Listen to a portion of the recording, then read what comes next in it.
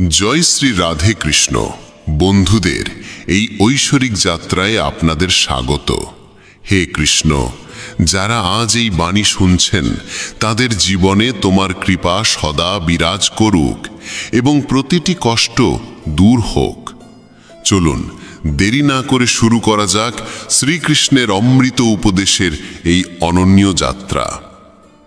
শ্রীকৃষ্ণ বলেন, যার কর্ম সৎ তার জীবনে কখনো অন্ধকার থাকে না।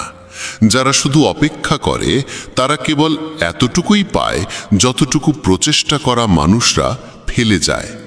কিছু বলতে বা ভাঙতে এক মুহূর্তই যথেষ্ট, কিন্তু গড়ে তুলতে ও মন জেতাতে একটা গোটা জীবন লেগে যায়। পড়ে গেলেও বারবার উঠে দাঁড়িয়ে আবার চেষ্টা করাই হলো আসল জয়। পায়ের ক্ষত মানুষকে সাবধানে চলতে শেখায়, আর মনের ক্ষত মানুষকে বুঝে শুনে বাঁচতে শেখায়। যোগ্য মানুষ কাউকে ভয় পায় না, আবার কাউকে ভয় দেখায়ও না। তারা উত্তর দিতে জানে, কিন্তু কাদা জলেতে পাথর ছোঁড়ার মানসিকতা তাদের থাকে না। এই ভাবনায় তারা মৌন থাকে। দুর্বলরা তখনই থামে যখন তারা ক্লান্ত হয়ে পড়ে, আর বিজয়ীরা তখনই থামে যখন তারা জয়ী হয়। শব্দ আর মানুষ একই রকম, শুধু তাদের অর্থ বদলে যায়। যারা আমাদের ভালোবাসে তাদের কাছে আমরা সবসময় ঠিক, আর যারা দেখুনদারি করে তাদের কাছে সবসময় ভুল। হারিয়ে পাওয়ার আনন্দই আলাদা, কাঁদার পর হাসার স্বাদই অন্যরকম। হার জীবনযাত্রার একটি অংশ, কিন্তু হেরে যাবার পর জয় পাওয়া তার আনন্দই সবচেয়ে অনন্য। এখনো তো আসল উড়ান বাকি, পাখির পরীক্ষা বাকি। মাত্র সাগর পার হয়েছি, এখনো পুরো আকাশ বাকি। পাতা ঝরার আগে গাছে নতুন পাতা আসে না। কষ্ট সংগ্রাম সইবার আগে জীবনে ভালো সময় আসে না। তোমার লক্ষ্য যত কঠিনই হোক, যদি একবার স্থির করেছ তবে পিছনে তাকিও না, কারণ ভাগ্য সাহসীদেরই সঙ্গ দেয়। ঈশ্বর যাদের উচ্চতায় পৌঁছাতে চান তাদের তিনি সবচেয়ে বেশি কষ্ট দেন, যাতে সেই কষ্টের সঙ্গে লড়াই করতে করতে একদিন তারা নিজ গন্তব্যে পৌঁছে যায়। আজ মেঘেরা আবার চক্রান্ত করল, বৃষ্টি ঠিক সেইখানে নামলো যেখানে আমার বাসা ছিল। যদি আকাশ বিদ্যুৎ নামানোর জেদ ধরে, তবে আমরাও জেদ ধরেছি সেখানেই আবার আশ্রয় গড়ার। ঠিক যেমন বাতাস সবসময় একদিকে বইতে থাকে না, সময়ে সময়ে বদলায়, তেমনি মানুষের ভাগ্য সময়ের সঙ্গে বদলায়। তাই সময় খারাপ হলেও চিন্তা করো না, শুধু অপেক্ষা করো, কারণ সময় অবশ্যই বদলাবে। একটি পাখি একদিন মধুমক্ষীকে জিজ্ঞেস করল, তুমি এত কষ্ট করে মধু তৈরি করো আর মানুষ এসে তা চুরি করে নিয়ে যায়, তোমার কি খারাপ লাগে না? মধুমক্ষী খুব সুন্দর উত্তর দিল, মানুষ আমার মধু চুরি করতে পারে, কিন্তু মধু তৈরি করার শিল্প নয়। যতদিন পর্যন্ত মানুষের জীবনে সুখ দুঃখ আসবে না, ততদিন সে বুঝতেই পারবে না জীবনে কি ঠিক আর কি ভুল। জলে পড়লে কেউ মরে না, মরার কারণ তখনই হয় যখন সে সাঁতার জানে না। পরিস্থিতি কোনো সমস্যা নয়, সমস্যা তখনই হয় যখন আমরা সেই পরিস্থিতির মোকাবিলা করতে জানি না। নিজের পরিস্থিতি নিয়ে কখনো দুঃখ করো না, কারণ যাদের পরিস্থিতি খারাপ তারাই জীবনে সফল পায়। নিজের আবেগ নিয়ন্ত্রণ করতে শিখো, কারণ জীবনের বেশিরভাগ কষ্ট আসে আমাদের আবেগে ভেসে যাওয়ার কারণে। কেউ একবার একটি কলসকে জিজ্ঞেস করেছিল, তুমি এত ঠান্ডা কেন? কলস উত্তর দিয়েছিল, যার অতীত মাটি আর ভবিষ্যৎ মাটি, তার মধ্যে উত্তাপ থাকবে কিসের? কেউ তার জীবনে খুব একা, আর কেউ একাকিত্বেই তার জীবন। সফল হতে হলে একা একাই এগিয়ে যেতে হয়। মানুষ তো তখনই পাশে আসে যখন তুমি সফল হও। প্রদীপ কথা বলে না, তার আলোই তার পরিচয় দেয়। তেমনি তুমি নিজের সম্পর্কে কিছু না বললেও চলে, তোমার ভালো কাজই তোমার পরিচয় হবে। জীবনে কিছু কঠিন সিদ্ধান্ত নিতে হয়, আর সেই সিদ্ধান্ত একদিন পুরো জীবন বদলে দেয়। আপন আর পর কে তা বোঝা কঠিন নয়, যে আবেগ বোঝে সে আপন, আর যে আবেগের বাইরে থাকে সে পর। যে দূরে থেকেও মন থেকে কাছে থাকে সে আপন, আর যে কাছে থেকেও মন থেকে দূরে থাকে সে পর। জীবন কষ্টে ভরা, সাহস আমাদের ভিতরেই আনতে হয়। কষ্ট তো সবাইকে ছুঁয়ে যায়, কেউ সেই কষ্টে গড়ে ওঠে আর কেউ ভেঙে পড়ে। অহংকার তারাই করে যারা কোনো কষ্ট ছাড়াই সব পেয়ে যায়, আর যারা নিজের ঘামে অর্জন করে তারা অন্যের কষ্টের দাম বোঝে। নিজের প্রতিটি পদক্ষেপ গোপন রাখো, সেটা ছোট হোক বা বড়। কে ভালো চায় আর কে খারাপ তা কখনোই বোঝা যায় না। বিশ্বাস ভাঙার শব্দ হয় না, কিন্তু তার প্রতিধ্বনি সারা জীবন শোনা যায়। কারো ওপর থেকে যখন বিশ্বাস উঠে যায় তখন ক্ষমার আর কোনো মূল্য থাকে না। চেষ্টা এমন হওয়া উচিত যেন হেরেও কখন জয় হয়ে যায় তা টেরই না পাওয়া যায়। কখনো হার মেনো না, কারণ এক মুহূর্তেই খেলা বদলে যেতে পারে এবং তুমিই জয়ী হয়ে উঠতে পারো। কর্মক্ষেত্রে সবাইকে পরিশ্রম করতে হয়, ঈশ্বর শুধু রেখা আঁকেন, রং আমাদেরই দিতে হয়। পাখিরা গন্তব্যে পৌঁছাবে কিনা তা তাদের ডানা ছড়ানোই বলে দেয়। যারা সত্যিই যোগ্য তারাই নীরব থাকে, কারণ তাদের কাজ নিজেই কথা বলে। কেন হেরে যাচ্ছ? যদি কেউ পাশে না থাকে, নিজ ছায়াও কি নেই তোমার? এই দুটি হাতই যথেষ্ট, তুমি একাই অনেক। নাম ছোট হলেও হোক, তা যেন নিজের হয়। সকলের সম্মান করা ভালো অভ্যেস, কিন্তু আত্মসম্মান বজায় রেখে বাঁচা সেটাই নিজের পরিচয়। প্রার্থনা কখনো ছেড়ে যায় না, আর অভিশাপ কখনো পিছু ছাড়ে না। দেখনদারি দিয়ে শুধু মানুষকে খুশি করা যায়, ঈশ্বর শুধু মন দেখেন। শুধু টাকায় কেউ ধনী হয় না, আসল ধনী সেই যার চিন্তা ভালো, মনোভাব সৎ আর ব্যবহার মধুর। মানুষের মুখ বন্ধ করার চেয়ে নিজের কান বন্ধ করো, জীবন অনেক শান্ত হয়ে যাবে। কেউ সত্যিই বলেছে বাক্যে অনেক শক্তি আছে। যে মিষ্টি কথা বলে তার মিরিচও বিকোবে, আর যে তীক্ষ্ণ ভাষায় কথা বলে তার মধুও বিকোবে না। চারটে দেওয়াল দিয়ে ঘর বানানো যায়, কিন্তু ভালোবাসা, বোঝাপড়া আর বুদ্ধিমত্তা ছাড়া গৃহ তৈরি হয় না। অন্যের কষ্ট দিয়ে অর্জিত সুখের আয়ু খুব কম হয়। জীবনে নিজের দোষ শোনা প্রয়োজন, কারণ যদি প্রতিদিন শুধু প্রশংসা শোনো তাহলে কখনো এগিয়ে যেতে পারবে না। সাহস হারিও না। যদি তোমার জীবনে ব্যথা এসে থাকে তবে তার ওষুধও নিশ্চিতভাবেই আসবে। যা তুমি দেবে তাই ফিরে আসবে, সে সম্মান হোক বা প্রতারণা। ধৈর্য রাখো, হতাশ হইও না, কারণ যিনি তোমার জীবন লিখেছেন তিনি এই ব্রহ্মাণ্ডের সবচেয়ে মহান লেখক। প্রশংসা যত খুশি করো, কিন্তু অপমান ভেবে চিন্তে করো, কারণ অপমান এক ধরনের ঋণ যা সময় মতো সুদে আসলে ফিরে আসে। তুমি অতীতে ফিরে গিয়ে কিছু ঠিক করতে পারবে না, কিন্তু আজ যদি কাজ করো তাহলে ভবিষ্যৎকে অবশ্যই সুন্দর করে তুলতে পারো। শ্রীকৃষ্ণ বলেন, যারা তোমার প্রতি ঈর্ষান্বিত তাদের ঘৃণা করো না, কারণ তারাই তোমার শ্রেষ্ঠত্ব মেনে নিয়েছে। 5টি জিনিস এখনই ছেড়ে দাও, দেখবে জীবন অনেক শান্তিময় হয়ে যাবে। সবাইকে খুশি রাখার চেষ্টা, অন্যের ওপর বাড়তি আশা রাখা, অতীতের মধ্যে বেঁচে থাকা, নিজেকে অন্যের চেয়ে তুচ্ছ ভাবা এবং অতিরিক্ত চিন্তা করা। সময় বদলায়, তাই সময়ের সঙ্গে নিজেকে বদলাও, অথবা সময়কে বদলাতে শেখো। পরিস্থিতিকে দোষ দিও না, বরং সব অবস্থায় চলতে শেখো। শ্রীকৃষ্ণ বলেন, যেমন বাতাস একদিকেই বয় না, তেমনি ভাগ্যও এক জায়গায় স্থির থাকে না। সময় খারাপ হলে ভেঙে পড়ো না, শুধু সঠিক সময়ের জন্য অপেক্ষা করো, কারণ সময় বদলাবেই। মনে রেখো, যদি খারাপ লোকেরা কথায় বুঝে যেত তাহলে বাঁশি বাজানো মানুষটি কখনো মহাভারত ঘটতে দিতেন না।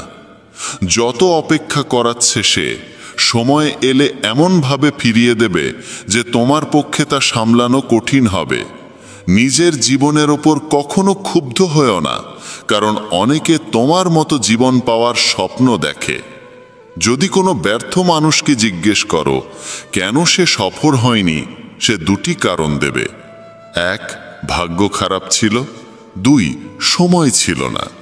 যদি কেউ তোমার বিশ্বাস ভাঙে, তাকে ধন্যবাদ দিও, কারণ তারা শিখিয়ে দেয় কাকে বিশ্বাস করতে হয় আর কাকে নয়। নিজের উপর বিশ্বাস রাখো, তোমার ভিতরে এমন কিছু আছে যা যে কোনো বাধার চেয়েও বড়। সময় বদলে গেলে বন্ধু শত্রু হয়, আবার শত্রুও বন্ধুতে রূপ নেয়, কারণ স্বার্থই এই পৃথিবীর সবচেয়ে বড় শক্তি। চন্দনের গাছ সারা পৃথিবী তার সুবাসের জন্য পরিচিত, কিন্তু লোকেরা ভুলে যায় যে এই চন্দনের গাছে সবচেয়ে বিষাক্ত সাপ বসবাস করে। তাই কেউ মিষ্টি ভাষায় কথা বললেই বিশ্বাস করো না, ভেবে চিনতে বিশ্বাস করো। যেমন এক পাথর যদি সোনা হতে চায়, তাকে ঘষতে হয়, পোড়াতে হয়, আগুনে জ্বলে উঠতে হয়। তেমনি একজন সফল মানুষ হবার জন্য তাকে কঠিন পরিস্থিতির মধ্য দিয়ে যেতে হয়। শ্রীকৃষ্ণ বলেন, যদি তোমার জীবনে ভুল মানুষটি না যায়, তাহলে সঠিক মানুষটি কখনো আসবে না। কে কি করছে, কিভাবে করছে, কতটা করছে, এই সব থেকে যতটা দূরে থাকবে ততটাই সুখী থাকবে। সময় অবশ্যই আসে, কিন্তু আসে ঠিক তার নিজের সময়েই। তাই ধৈর্য ধরো। যারা তোমার সঙ্গে পাল্লা দিতে পারে না, তারাই এক সময় তোমাকে ঘৃণা করতে শুরু করে। মূর্খদের সঙ্গে কখনো তর্ক করো না, কারণ তাতে ক্ষতি তোমারই হবে। তর্কে জড়ালে তোমার সম্মান কমে যাবে। তাই যতটা সম্ভব মূর্খদের থেকে দূরে থাকো। গুরুর কাছ থেকে জ্ঞান শেখো, বাবার কাছ থেকে সংগ্রাম, আর মায়ের কাছ থেকে শিখে নাও আদর্শ। বাকি জীবন শেখাবে। যার যেখানে প্রাপ্য, সময় এক সময় তাকেই টেনে নেয়। কেউ কারো অধিকার নষ্ট করে না। দুটি জিনিস, ভুল বোঝাবুঝি আর অহংকার, সব সম্পর্ক নষ্ট করে দিতে পারে। ভিড় সবসময় সহজ পথেই চলে, কিন্তু তার মানে এই নয় যে সেটাই সঠিক পথ। নিজের পথ নিজেই বেছে নাও, কারণ তোমায় সবচেয়ে ভালো তুমি নিজেই চেনো। মনের মতো উর্বর জমি আর নেই। সেখানে যা বপন করা হয় তাই ফল দেয়, ভালো চিন্তা, ঘৃণা কিংবা ভালোবাসা। ইতিহাস সাক্ষী, যাকে কেউ ছুঁতে পারে না তাকে অপবাদ দেওয়ার চেষ্টা করা হয়। রাগ মানে হলো অন্যের ভুলের শাস্তি নিজেকে দেওয়া। যদি বারবার আপনজনের কাছ থেকেই অবজ্ঞা আর অপমান পেতে হয়, তাহলে সেখান থেকে সরে যাওয়াই সবচেয়ে বুদ্ধিমানের কাজ। মানুষের জীবন তার কর্ম অনুসারে চলে। যেমন কর্ম, তেমনই জীবন। আজকাল মানুষ মনের থেকে দেওয়া সম্মানে খুশি হয় না, বরং মিথ্যে প্রশংসাতেই আনন্দ পায়। বিশ্বাস করুন, কিন্তু মা এবং ঈশ্বর ছাড়া কাউকে অন্ধভাবে বিশ্বাস করো না। রাগ করে যদি কেউ দূরে চলে যায় আর সত্যিই ভালোবাসে, তবে সেই প্রথম ফিরে আসে। একা থেকো, তবু জোর করে কোনো সম্পর্ক টানার চেষ্টা করো না। যদি আকাশের ঈশ্বরের সঙ্গে তোমার সম্পর্ক ভালো হয়, তাহলে পৃথিবীর কেউ তোমার ক্ষতি করতে পারবে না। সাপের বিষ দাঁতে, বিছের বিষ হুলে, আর মানুষের বিষ থাকে মনে। তাই সতর্ক থেকো। সত্যকে প্রমাণ করতে কোনো জেদের প্রয়োজন নেই, কারণ সময় এলে সত্য নিজে নিজেই প্রমাণিত হয়। দুর্বল মানুষ তখনই থেমে যায় যখন ক্লান্ত হয়, কিন্তু বিজয়ী তখন থামে যখন সে জিতে যায়।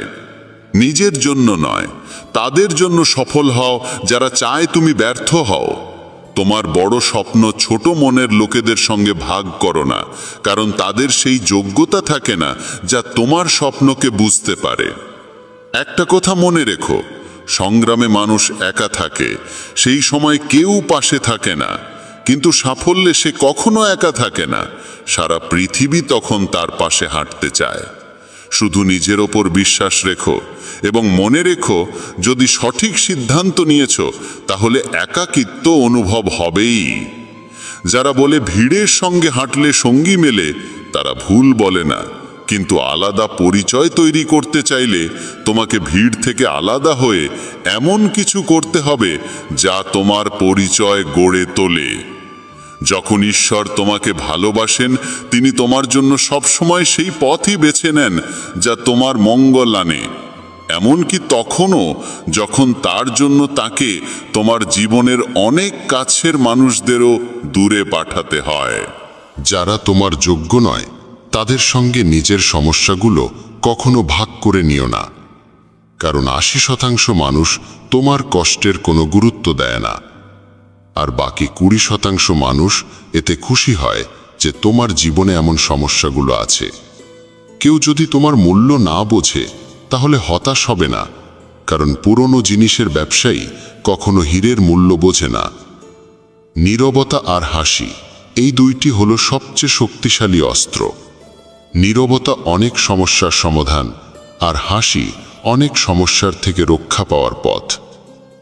কেউ হঠাৎ করে নিজেকে বদলে ফেলে না। জীবনে কিছু দুর্ঘটনা এমন হয় যা মানুষকে বদলে দিতে বাধ্য করে। জীবন একবারই মেলে, এটা ভুল কথা।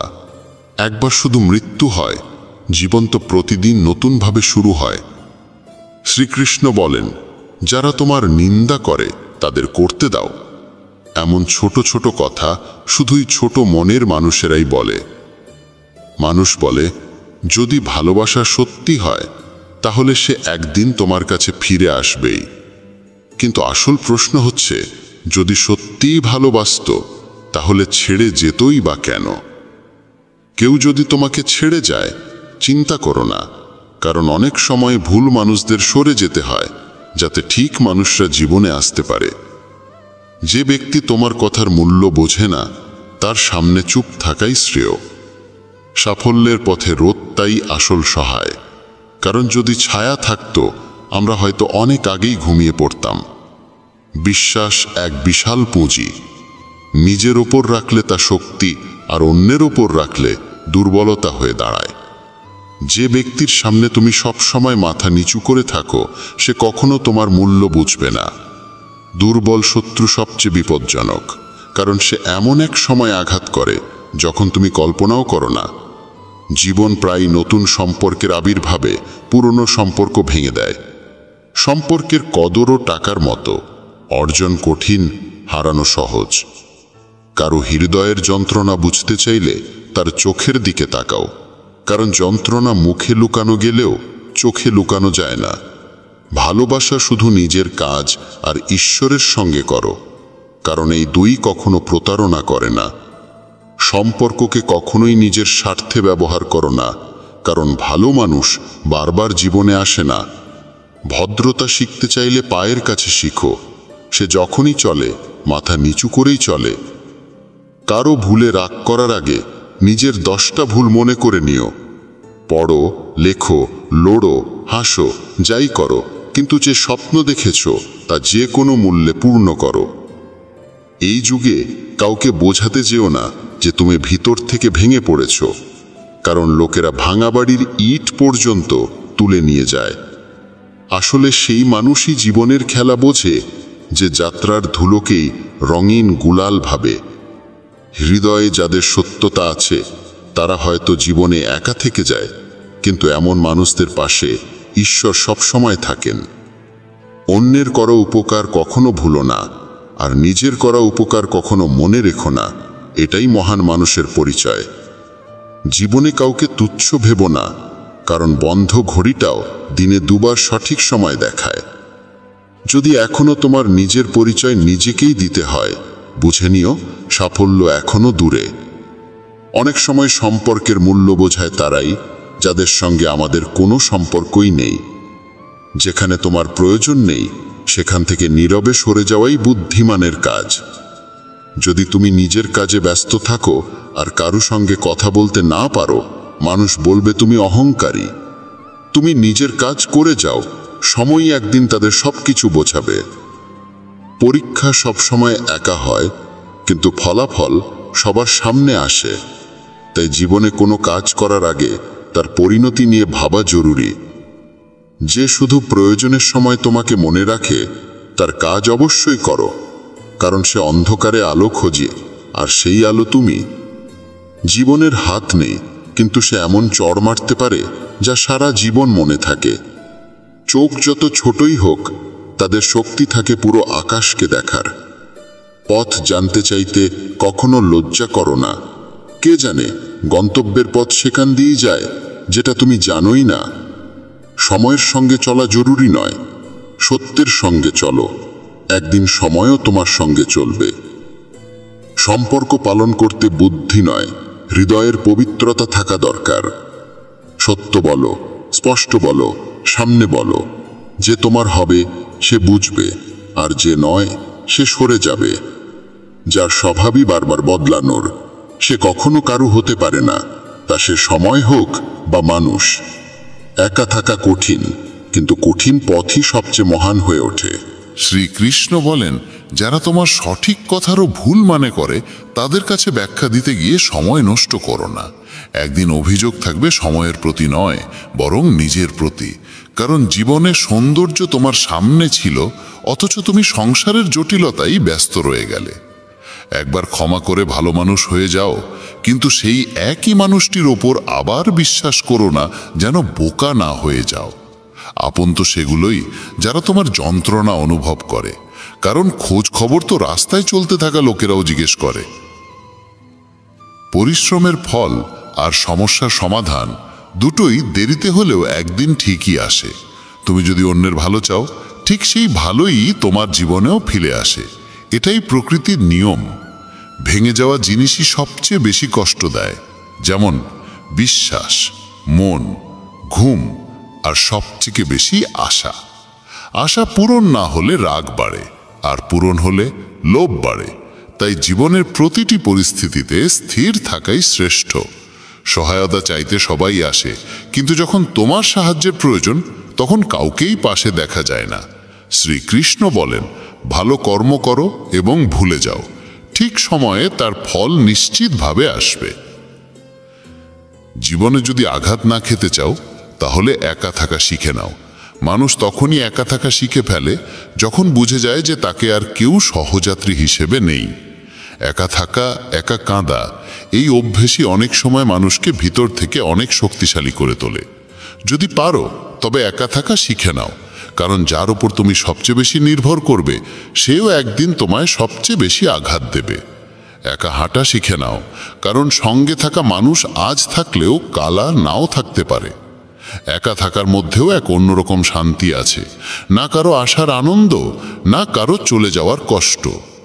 তুমি একা উপার্জন করো আর পুরো পরিবার খায়, তাই অভিযোগ না করে ঈশ্বরকে ধন্যবাদ দাও যে এমন একটি মহৎ কাজে তিনি তোমাকে বেছে নিয়েছেন। মানুষের প্রকৃত চরিত্র তখনই প্রকাশ পায় যখন সে আপনজনদের কাছ থেকে আঘাত পায়। সম্পর্কগুলোর মূল্য যদি দিতে হয় তা সময় থাকতেই দাও, না হলে পরে শুকনো গাছে জল দিলেও সবুজের আশা করা বৃথা। মেনে নিও, কারোর ওপর বেশিক্ষণ রাগ রাখা উচিত নয়, কিন্তু যদি সেই মানুষটি তোমার প্রয়োজনই না অনুভব করে, তবে জোর করে সেই সম্পর্ক টিকিয়ে রাখার কোনো মানে নেই। কেবল প্রতারণাই প্রতারণা নয়, বরং কারো সঙ্গে নিজের ভেতরের অনুভূতি মিশিয়ে মিথ্যে ভালোবাসার অভিনয় করাটাই বড় প্রতারণা। যারা তোমার নিন্দা করে তাদের করতে দাও, কারণ এই ধরনের ছোট কাজ কেবল ছোট মনোবৃত্তির মানুষরাই করে। আমার ভুল হলে আমাকে বলো, অন্যকে নয়, কারণ সংশোধন তো আমাকেই করতে হবে, অন্যকে নয়। কিছু মানুষ বলে নারীর কোনো নিজস্ব ঘর থাকে না, কিন্তু বাস্তব সত্য হলো নারীর ছাড়াই কোনো ঘর হয় না। ভাঙা জিনিস সবসময় কষ্ট দেয়, যেমন মন, ঘুম, বিশ্বাস, আর সবথেকে বেশি আশা। আশা পূরণ না হলে রাগ বাড়ে, আর পূরণ হলে লোভ বাড়ে। তাই জীবনের প্রতিটি পরিস্থিতিতে স্থির থাকাই শ্রেষ্ঠ। বুদ্ধিমান সে নয় যে কেবল কথা বলতে জানে, আসল বুদ্ধিমান সে যে জানে কোথায় নীরব থাকতে হয়। ব্লেডের ধার যেমন ধারালো হলেও গাছ কাটতে পারে না, তেমনি কুঠার যেমন শক্তিশালী হলেও চুল কাটতে পারে না। এক একটি জিনিসের নিজ নিজ ক্ষমতা অনুযায়ী তার ব্যবহারই শ্রেষ্ঠ হয়। তাই নিজেকে কখনো কারো সঙ্গে তুলনা করো না। বাড়ি বদলালেও, সময় বদলালেও সমস্যা নেই, কিন্তু সবচেয়ে কষ্ট তখনই হয় যখন কোনো আপনজন বদলে যায়। কখনো তার মন রাখতে চাইলাম, কখনো তার, এই দ্বন্দ্বে ভুলে গেলাম নিজের মনটা কোথায় রাখলাম। খুব দূর পর্যন্ত যেতে হয় কেবল এই বুঝতে যে আসলে কাছের মানুষ কে। কারো অভ্যেসে পড়তে সময় লাগে না, কিন্তু সেই অভ্যেস ভুলতে গিয়ে গোটা জীবন কেটে যায়। একজন নিরক্ষর মানুষ যদি অনুভব বুঝতে পারে, তবে সেই মানুষই সবচেয়ে শিক্ষিত হয়। জীবনে যা করতে চাও করো, তবে একটা অনুরোধ, কারো সঙ্গে অসম্পূর্ণ প্রেম করো না। আমি সময়কে জিজ্ঞাসা করলাম, এই যুগে মানুষের সবচেয়ে বড় শত্রু কে? সময় হেসে বলল, মানুষের নিজের ভালোবাসা। জীবনের সেই সম্পর্কই আসল, যে পেছনেও সম্মান দেয়। তুমি যদি অন্যদের জন্য ভালো চাও, ঠিক সেই ভালোই তোমার জীবনেও ফিরে আসে। এটাই প্রকৃতির নিয়ম। আপনজন তো সেই যারা আমাদের কষ্ট অনুভব করে, না হলে খোঁজ খবর তো রাস্তায় হাঁটতে হাঁটতেই অনেকে নেয়। মানুষের নয়, তার ভালো ব্যবহারের দাম হয়। কেউ এক মুহূর্তেই মন জয় করে নেয়, আর কেউ বছরের পর বছর থেকেও করতে পারে না। গিরগিটি পরিবেশ দেখে রং বদলায়, আর মানুষ সুযোগ দেখে। এই পৃথিবীতে সবচেয়ে সৌভাগ্যবান সেই মানুষ যার কাছে খাবার সঙ্গে ক্ষুধা আছে, বিছানার সঙ্গে ঘুম আছে, আর অর্থের সঙ্গে ধর্ম আছে। সেই মানুষ থেকে সব সময় দূরে থাকো যিনি নিজের ভুল স্বীকার করতে জানেন না। বুঝে না নিয়ে কারোর প্রতি পছন্দ তৈরি করো না, আর বুঝে না নিয়ে কারো কাছ থেকে সরে যেও না। কারণ ভালোবাসা মনের মধ্যে হয়, কথায় নয়। আর রাগ কথায় হয়, কিন্তু মনের মধ্যে নয়। মানুষ বড় হলে তার শৈশবকে ভুলে যায়, বিয়ে হলে মা বাবাকে, সন্তান হলে ভাই বোনকে, ধনী হলে দারিদ্রকে। আর যখন বয়স্ক হয়, তখন এইসব ভুলে যাওয়া স্মৃতিগুলো মনে পড়ে আর চোখে জল আসে। খিচুড়ি যদি হাঁড়িতে রান্না হয়, তবে অসুস্থ মানুষ সুস্থ হয়ে ওঠে। কিন্তু সেই খিচুড়ি যদি মাথায় রান্না হয়, তবে মানুষ নিজেই অসুস্থ হয়ে পড়ে। তাই বন্ধুরা, আজকের এই ভিডিওতে এতটুকুনি। আশা করি এই কথাগুলোর মধ্যে থেকে তোমরা অনেক কিছু শেখার মতো পেয়েছো। আবার দেখা হবে এক নতুন ভিডিওতে। তার আগে পর্যন্ত ধন্যবাদ। ভগবান শ্রীকৃষ্ণ ভগবদ গীতায় বলেন, মনকে স্থির না করলে না তো কেউ সাফল্য লাভ করতে পারে, আর নাই পরমাত্মাকে উপলব্ধি করতে পারে। শ্রীমদ্ ভগবদ গীতার ৬ষ্ঠ অধ্যায়ে অর্জুন ভগবান শ্রীকৃষ্ণকে জিজ্ঞাসা করেন, হে প্রভু, যেমন বায়ুকে বশে আনা দুঃসাধ্য, তেমনি এই চঞ্চল মনকে নিয়ন্ত্রণ করাও আমার কাছে অত্যন্ত কঠিন বলে মনে হয়। বন্ধুদের বলি, এই প্রশ্ন করছেন সেই অর্জুন যিনি স্বর্গের অপ্সরার প্রলোভনকে এই বলে ফিরিয়ে দিয়েছিলেন, আপনি তো মাতৃতুল্য। যদি সেই অর্জুন এই প্রশ্ন করেন, তাহলে আমাদের মতো সাধারণ সাধকদের অবস্থান কতখানি? অর্জুনের এই প্রশ্নের উত্তরে ভগবান শ্রীকৃষ্ণ চঞ্চল ও মত্ত মনকে বশে আনার 2টি উপায় বলেছেন। ভগবান বলেন, হে অর্জুন, এই অস্থির মনকে নিয়ন্ত্রণ করার প্রথম উপায় হল অভ্যাস। অভ্যাস অর্থাৎ কোনো কর্মকে বারবার পুনরাবৃত্তি করে যাওয়া। মন যদি বিষয় ভোগের দিকে ছুটে যায়, তবে তাকে বারবার নিজের মধ্যে ফিরিয়ে আনতে হবে, তাকে স্থির করতেই হবে। সহজ ভাষায় বললে, অভ্যাস মানে হলো একটানা নিরন্তর ক্লান্তিহীনভাবে কোনো কার্য করে যাওয়া। যেমন নাম জপ, ধ্যান, কীর্তন, এই সবই তো এক একটি অভ্যাস। শ্রীকৃষ্ণ বলেন, যে ব্যক্তি সংসারের সমস্ত কামনা বাসনা ত্যাগ করতে পারে, সেই ব্যক্তি অনবরত অভ্যাসের মাধ্যমে নিজের মনকে বশে আনতে সক্ষম হয়। এরপর দ্বিতীয় উপায়ের কথা বললেন ভগবান, বৈরাগ্য। কিন্তু বন্ধুরা, এখানে বৈরাগ্যের অর্থ এই নয় যে গেরুয়া বস্ত্র পরে অরণ্যে চলে যেতে হবে। এখানে বৈরাগ্য মানে হল আসক্তির অনুপস্থিতি, চিত্তের অচঞ্চলতা এবং নিরাসক্তভাবে জীবনযাপন করার মানসিকতা। সহজ ভাষায় বললে, বৈরাগ্য মানে হল মনের ক্লান্তি। যখন মন আর সংসারে কোনো আনন্দ পায় না, তখন নিজেই শান্ত হয়ে যায়। অনেক সাধকের অভিজ্ঞতায় দেখা যায়, যেই মন এক সময় এক মুহূর্ত স্থির থাকতে পারত না, সেই মন এখন ধীরে ধীরে শান্ত হতে শুরু করেছে। এই উপায় সর্বত্র ও সর্বকালেই কার্যকর হয়। দেশে হোক বা বিদেশে, অশিক্ষিত হোক বা বিদ্বান, আপনি নিজেই পরীক্ষা করে দেখুন। বন্ধুরা, জ্ঞানীরা এ কথাও বলেছেন, করতে করতে অভ্যাসে জড়বুদ্ধিও হয়ে যায় সুজ্ঞানী। একটানা জল পড়তে থাকলে দড়ির মতো সূক্ষ্ম ধারা শিলার ওপরও চিহ্ন ফেলে যায়। তবে মনে রাখতে হবে, অভ্যাস ও বৈরাগ্য এই দুই উপায় কেবল তখনই কার্যকর হয় যখন সাধক নিজের লক্ষ্যে স্থির ও দৃঢ় থাকে। কারণ মন ও ইন্দ্রিয় অনেক শক্তিশালী, এরা অভিজ্ঞ সাধককেও টেনে নিয়ে যায় ভোগের দিকে। অনেক সাধক পরিশ্রম করেও বারংবার ইন্দ্রিয়ের দ্বারা পরাজিত হন। এমনকি যদি কোনো সাধকও বিষয় ভোগের চিন্তায় মগ্ন হয়ে পড়েন, তবে তার চরিত্রের পতন ঘটে। তাই ভগবান নির্দেশ দিয়েছেন, মন ও ইন্দ্রিয় সমূহ সহ আমার প্রতি পূর্ণভাবে সমর্পিত হও। বন্ধুরা, তখন ছিল ত্রেতা যুগ। পৃথিবীতে ধীরে ধীরে ধর্মের অবনতি ঘটছিল। ঋষিদের তপস্যায় বাধা আসতে শুরু করেছিল। মানুষের মন ছুটে বেড়াচ্ছিল বিপথে।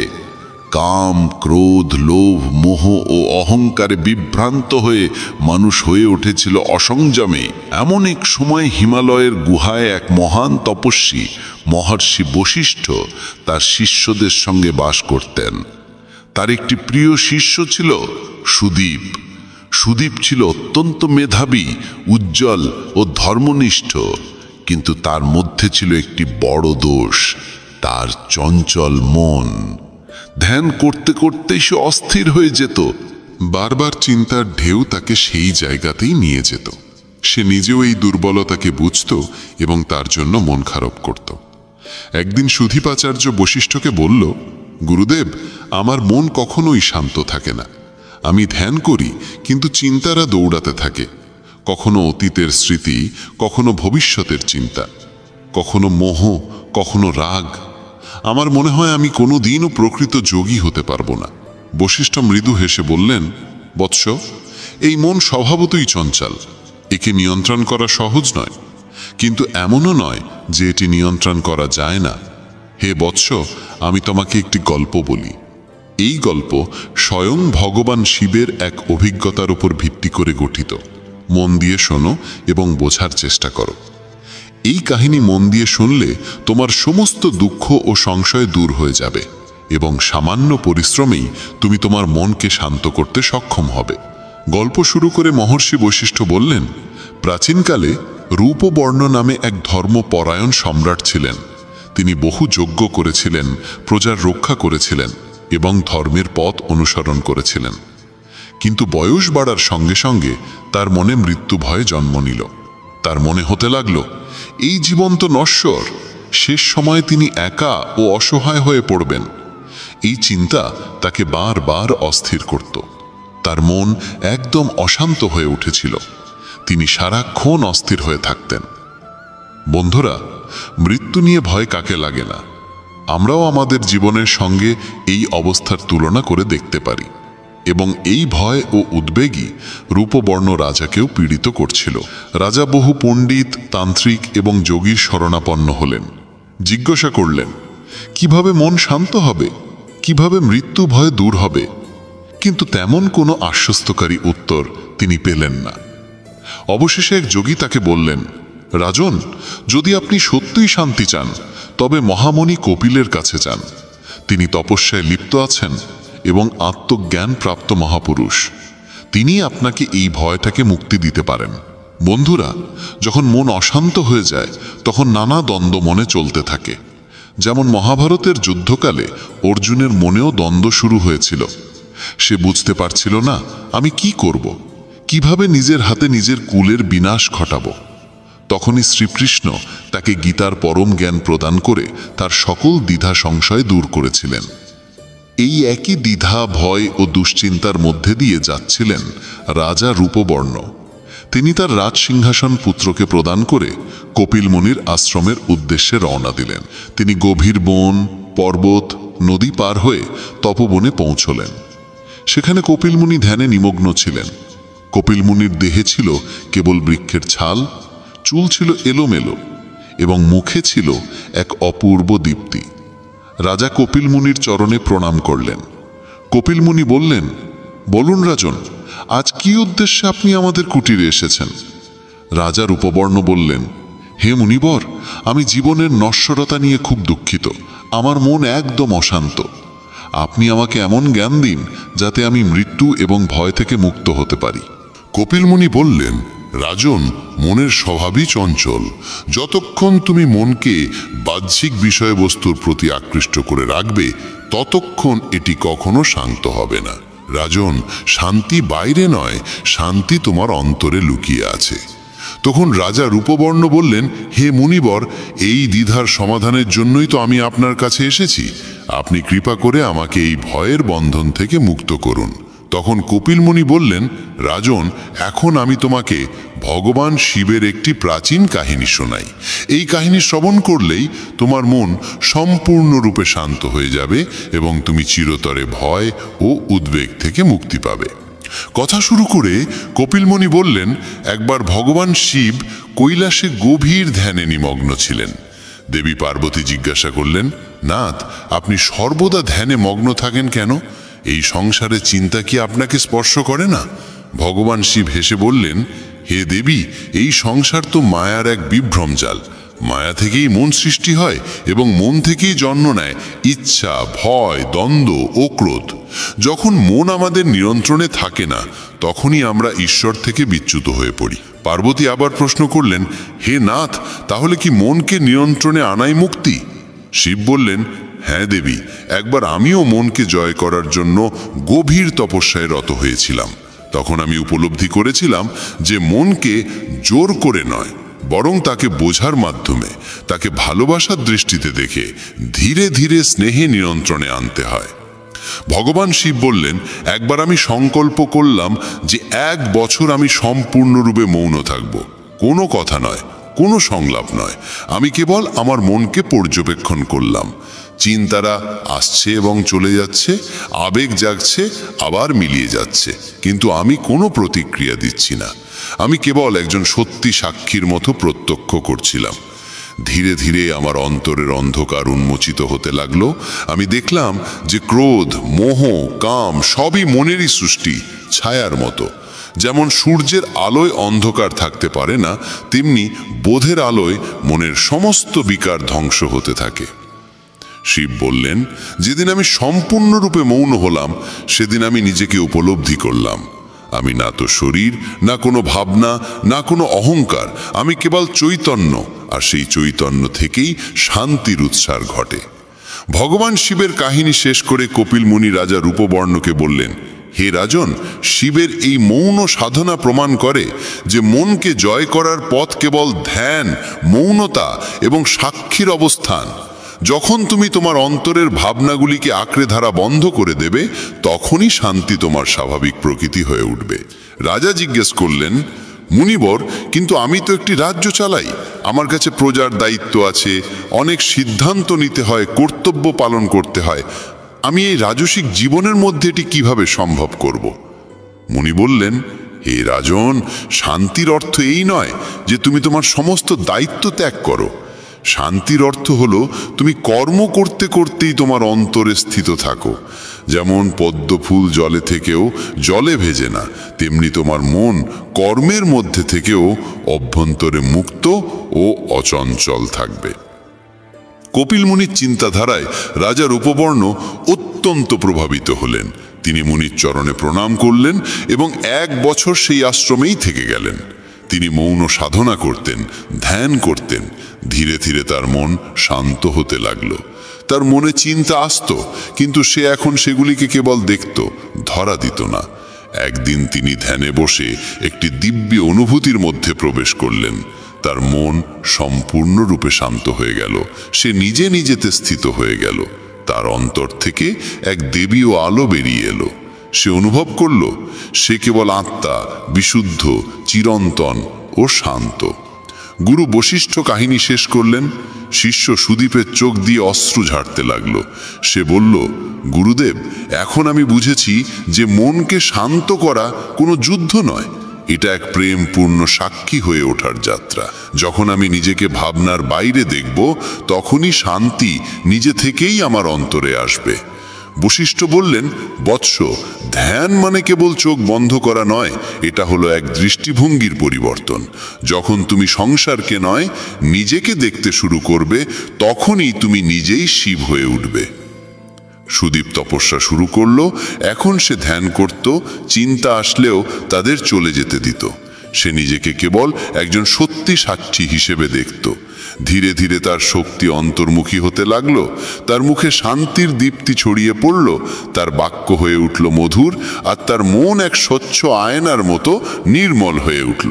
অবশেষে একদিন বশিষ্ঠ তাকে দীক্ষা দিলেন এবং বললেন, এখন তুমি নিজেকে জেনে গেছো, যাও এবং পৃথিবীকেও এই শিক্ষাই দাও, মনকে শান্ত করতে শেখো, কারণ এটাই হলো একমাত্র মুক্তির দ্বার।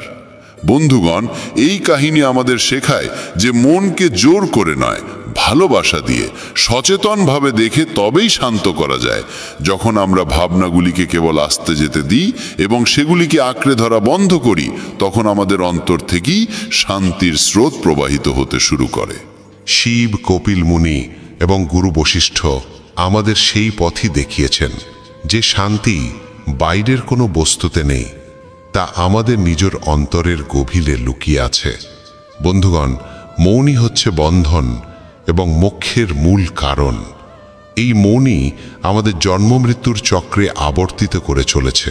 সংসারের সমস্ত ইন্দ্রজালের কেন্দ্রবিন্দু এই মৌনই। যতক্ষণ না মন থেকে কল্পনার প্রবাহ বন্ধ হয়, ততক্ষণ মোক্ষ সম্ভব নয়। আমাদের এই শরীর, মূল প্রকৃতি, 5টি মহাভূত মন, বুদ্ধি, অহংকার প্রভৃতি 24টি উপাদানে গঠিত। মন 5 মহাভূতের থেকেই উদ্ভূত হয়, কিন্তু নিজে কোনো মূল কারণ নয়, তাই একে বিকৃতি বলা হয়। এটি ইন্দ্রিয়গুলির উপর রাজত্ব করে। মন না থাকলে ইন্দ্রিয়গুলি কখনো কোনো বস্তুতে আসক্ত হতে পারে না। আমাদের মনই ইন্দ্রিয়গুলিকে কার্য সম্পাদনে বাধ্য করে। রাজা পরীক্ষিতকে বোঝাতে গিয়ে পরমহংস সুপদেবজি মহারাজ বলেছিলেন, কখনো মনকে বন্ধু ভাবা উচিত নয়। যেমন এক চতুর শিকারী ধৃত পশুর উপর কখনো ভরসা করে না, তেমনি এক যোগীরও উচিত নয় যে সে নিজের মনে ভরসা করুক, কারণ এই মনই কাম, ক্রোধ প্রভৃতি শত্রুদের আক্রমণ করতে সুযোগ দিয়ে যোগীর সাধনাকে ধ্বংস করে দিতে পারে। তাই মনকেই বলা হয়েছে মোক্ষ এবং বন্ধনের মূল কারণ।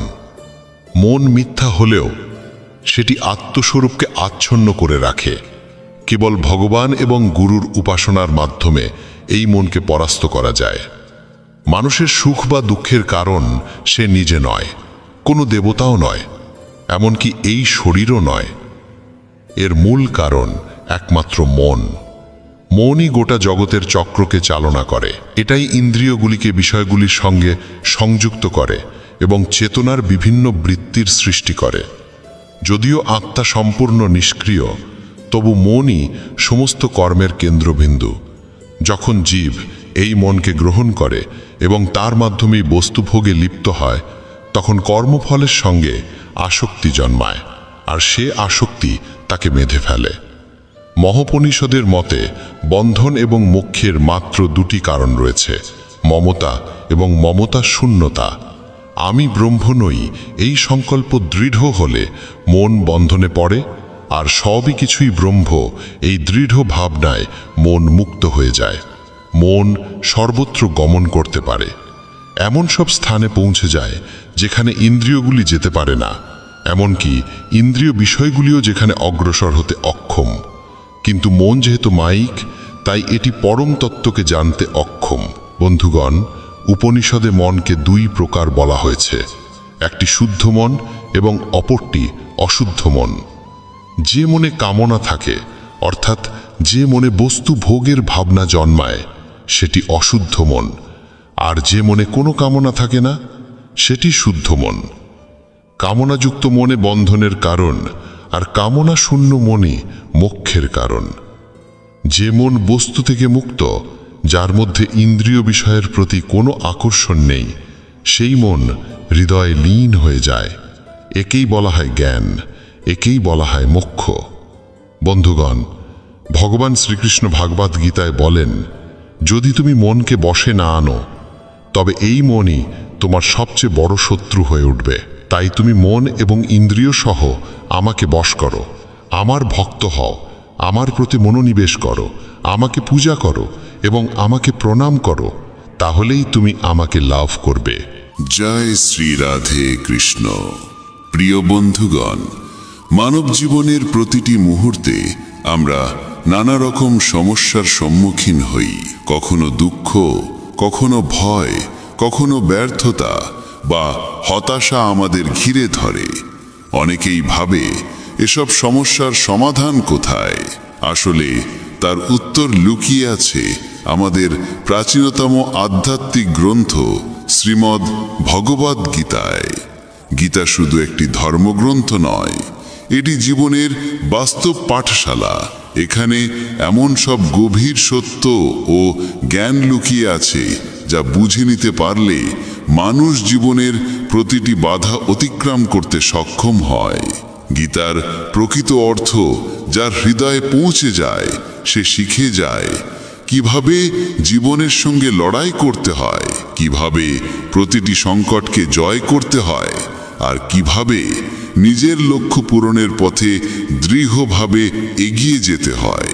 কিন্তু বাস্তবে দেখা যায় অনেকেই গীতা পড়েন, কিন্তু তার প্রকৃত মর্ম, তার গভীর দর্শন খুব কম মানুষই উপলব্ধি করতে পারেন। তাই আজ আমরা গীতার সেই অমূল্য 15টি উপদেশ নিয়ে আলোচনা করব, যা সত্যিই জীবনকে নতুন আলো দেখাতে সক্ষম। প্রিয়গণ, যদি আপনিও চান যে জীবনের অন্ধকার পথ আলোকিত হোক, প্রতিটি সমস্যার সমাধান আপনার হাতে আসুক, তবে এই গীতার উপদেশগুলো মনোযোগ দিয়ে শুনুন এবং হৃদয়ে ধারণ করুন। এগুলো আপনার জীবনের প্রতিটি সিদ্ধান্তকে সহজ করে তুলবে, প্রতিটি দুঃখকে হালকা করবে, আর আপনাকে দেবে ভেতরের শান্তি ও শক্তি। এমনই অমূল্য জ্ঞান ও আধ্যাত্মিক আলো নিয়েই আমাদের এই চ্যানেল মেসেজ অব ধর্ম। এখানে প্রতিদিন আমরা শেয়ার করি গীতার বাণী, শাস্ত্রের শিক্ষা, আর সেই সঙ্গে জীবনের বাস্তব অভিজ্ঞতা। যদি সত্যিই চান আপনার জীবনকে সুন্দর ও শান্তিময় করে তুলতে, তবে আজই আমাদের এই চ্যানেলটি সাবস্ক্রাইব করুন। আপনার প্রতিটি দিন হবে গীতার আলোয় আলোকিত, আর জীবনের প্রতিটি বাঁক হবে আরো সহজ, আরো শক্তিশালী। শ্রীমদ্ ভগবদ্ গীতার প্রথম উপদেশ হচ্ছে, জীবনে কাউকে এত গভীরভাবে আঁকড়ে ধরো না যে তোমার সুখ, দুঃখ, আনন্দ, বেদনা সব তার উপর নির্ভরশীল হয়ে পড়ে। কারণ যখন তুমি কারোর সঙ্গে অত্যন্ত গভীর সম্পর্ক গড়ে তোলো, তখন ধীরে ধীরে নিজের জীবন ভুলে গিয়ে শুধু তার জন্য বাঁচতে শুরু করো। তোমার সুখ, দুঃখ, আশা, আকাঙ্ক্ষা সবকিছুই তার হাতে বন্দী হয়ে যায়। কিন্তু মনে রেখো, অতিরিক্ত গভীর সম্পর্কের ফল কেবল যন্ত্রণা ছাড়া আর কিছুই নয়। একটু ভেবে দেখো, তোমার জীবনের সব দুঃখ বেদনা কোথা থেকে আসে? সেখান থেকেই আসে যেখানে তোমার মনের সবচেয়ে গভীর আসক্তি জড়িয়ে থাকে। একটি কাহিনী আছে। এক রাজ্যের দরবারে ছিলেন এক অনন্য প্রতিভাধর গায়ক, যার নাম ছিল ঘনানন্দ। তার কণ্ঠের মোহময়তায় মানুষ বিমোহিত হয়ে যেত। কিন্তু সে রাজদরবারে কর্মরত এক নর্তকীর প্রেমে গভীরভাবে পড়েছিল। সে এমনভাবে তাকে ভালোবেসে ফেলল যে মনে মনে প্রতিজ্ঞা করল, এখন থেকে আমি আর কারো জন্য গান গাইব না, শুধু আমার প্রেমিকার জন্যই গাইব। সে চাইলে গাইব, নইলে আর নয়। একদিন রাজা শুনলেন যে দূর দেশ থেকে তার দরবারে কিছু বিশেষ অতিথি আসছেন। তাই তিনি ঘনানন্দকে আদেশ দিলেন অতিথিদের সামনে গান পরিবেশন করতে। কিন্তু ঘনানন্দ বলল, মহারাজ, আমি এখন আর অন্যের জন্য গান গাই না, আমি শুধু আমার প্রেমিকার জন্য গান করি। রাজা এই কথা শুনে অবাক হলেন। তিনি খোঁজ নিয়ে জানিলেন তার প্রেমিকা আর কেউ নন, রাজদরবারের সেই নর্তকী। তখন রাজা নর্তকীকে বললেন, তোমার প্রেমিককে বলো তাকে অবশ্যই অতিথিদের সামনে গান গাইতে হবে। প্রেমিকার আবদারে ঘনানন্দ রাজি হলো। অতিথিদের সামনে সে গানও পরিবেশন করল। কিন্তু অতিথিরা চলে গেলে রাজা মনে মনে ভাবলেন, ঘনানন্দ আমার আদেশ অমান্য করেছে, অথচ তার প্রেমিকার কথা শুনেছে। যে রাজাজ্ঞা মানে না তার এই রাজ্যে কোনো স্থান নেই। সঙ্গে সঙ্গে তিনি নির্দেশ দিলেন ঘনানন্দকে রাজ্য থেকে বহিষ্কার করার জন্য। ঘনানন্দ দুঃখ ভারাক্রান্ত হৃদয়ে তার প্রেমিকার কাছে গিয়ে বলল, চলো আমরা এই রাজ্য ছেড়ে অন্য কোথাও চলে যাই। আমি শুধু তোমার জন্য গান গেয়েছি, অথচ আমাকে রাজ্য থেকে বহিষ্কার করা হয়েছে। তখন সেই নর্তকী নির্মমভাবে বলল, আমি কেন যাব? রাজা তো আমার প্রতি খুব সন্তুষ্ট। আমার যা কিছু প্রয়োজন সব এখানে পাচ্ছি। শাস্তি তো তোমাকে দেওয়া হয়েছে, তাই তোমাকেই এই রাজ্য ছেড়ে চলে যেতে হবে। ঘনানন্দ ব্যথায় ভেঙে পড়ল। কাঁদতে কাঁদতে বলল, আমি তোমাকে ভীষণ ভালোবাসি, তোমাকে ছাড়া আমি বাঁচতে পারবো না। আমি সব কিছু করেছি তোমার জন্য। কিন্তু নর্তকী স্পষ্টভাবে জানিয়ে দিল, এটা তোমার ব্যাপার, তুমি ভালোবেসেছো, সেটা তোমার সিদ্ধান্ত। আমি এখানেই থাকবো, তোমার সঙ্গে আমার যাওয়ার কোনো প্রয়োজন নেই। এই নির্মম কথাগুলো শুনে ঘনানন্দের হৃদয় ভেঙে চূর্ণ বিচূর্ণ হয়ে গেল। সবকিছু ছেড়ে সে সেই রাজ্য থেকে চলে গেল। পরে জীবনের সমস্ত আসক্তি ত্যাগ করে সে শুধু ঈশ্বরের সন্ধানে নিজেকে নিয়োজিত করল এবং একদিন এক মহান যোগীতে রূপান্তরিত হলো। এই কাহিনী আমাদের শিক্ষা দেয়, এই জগৎ তোমার প্রেম বা আবেগের কদর করে না। তুমি যতই সম্পর্ক গড়ে তোলো না কেন, যদি তার গভীরে ডুবে যাও, তবে ফলশ্রুতিতে তুমি শুধু কষ্টই পাবে। বাইরের জগতে সবার সঙ্গে স্বাভাবিকভাবে চলাফেরা করো, কিন্তু অন্তরে কাউকে অতিরিক্ত আঁকড়ে ধরো না।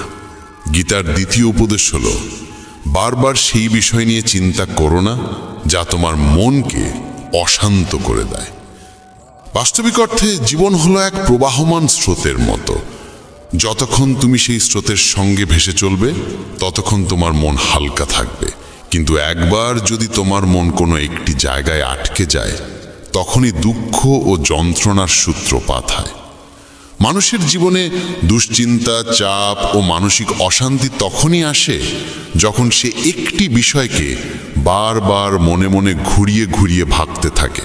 এই পুনরাবৃত্তি আসল দুশ্চিন্তার জন্ম দেয়। তাই মনে রেখো, যে বিষয় তোমার নিয়ন্ত্রণে নেই তাকে ছেড়ে দাও।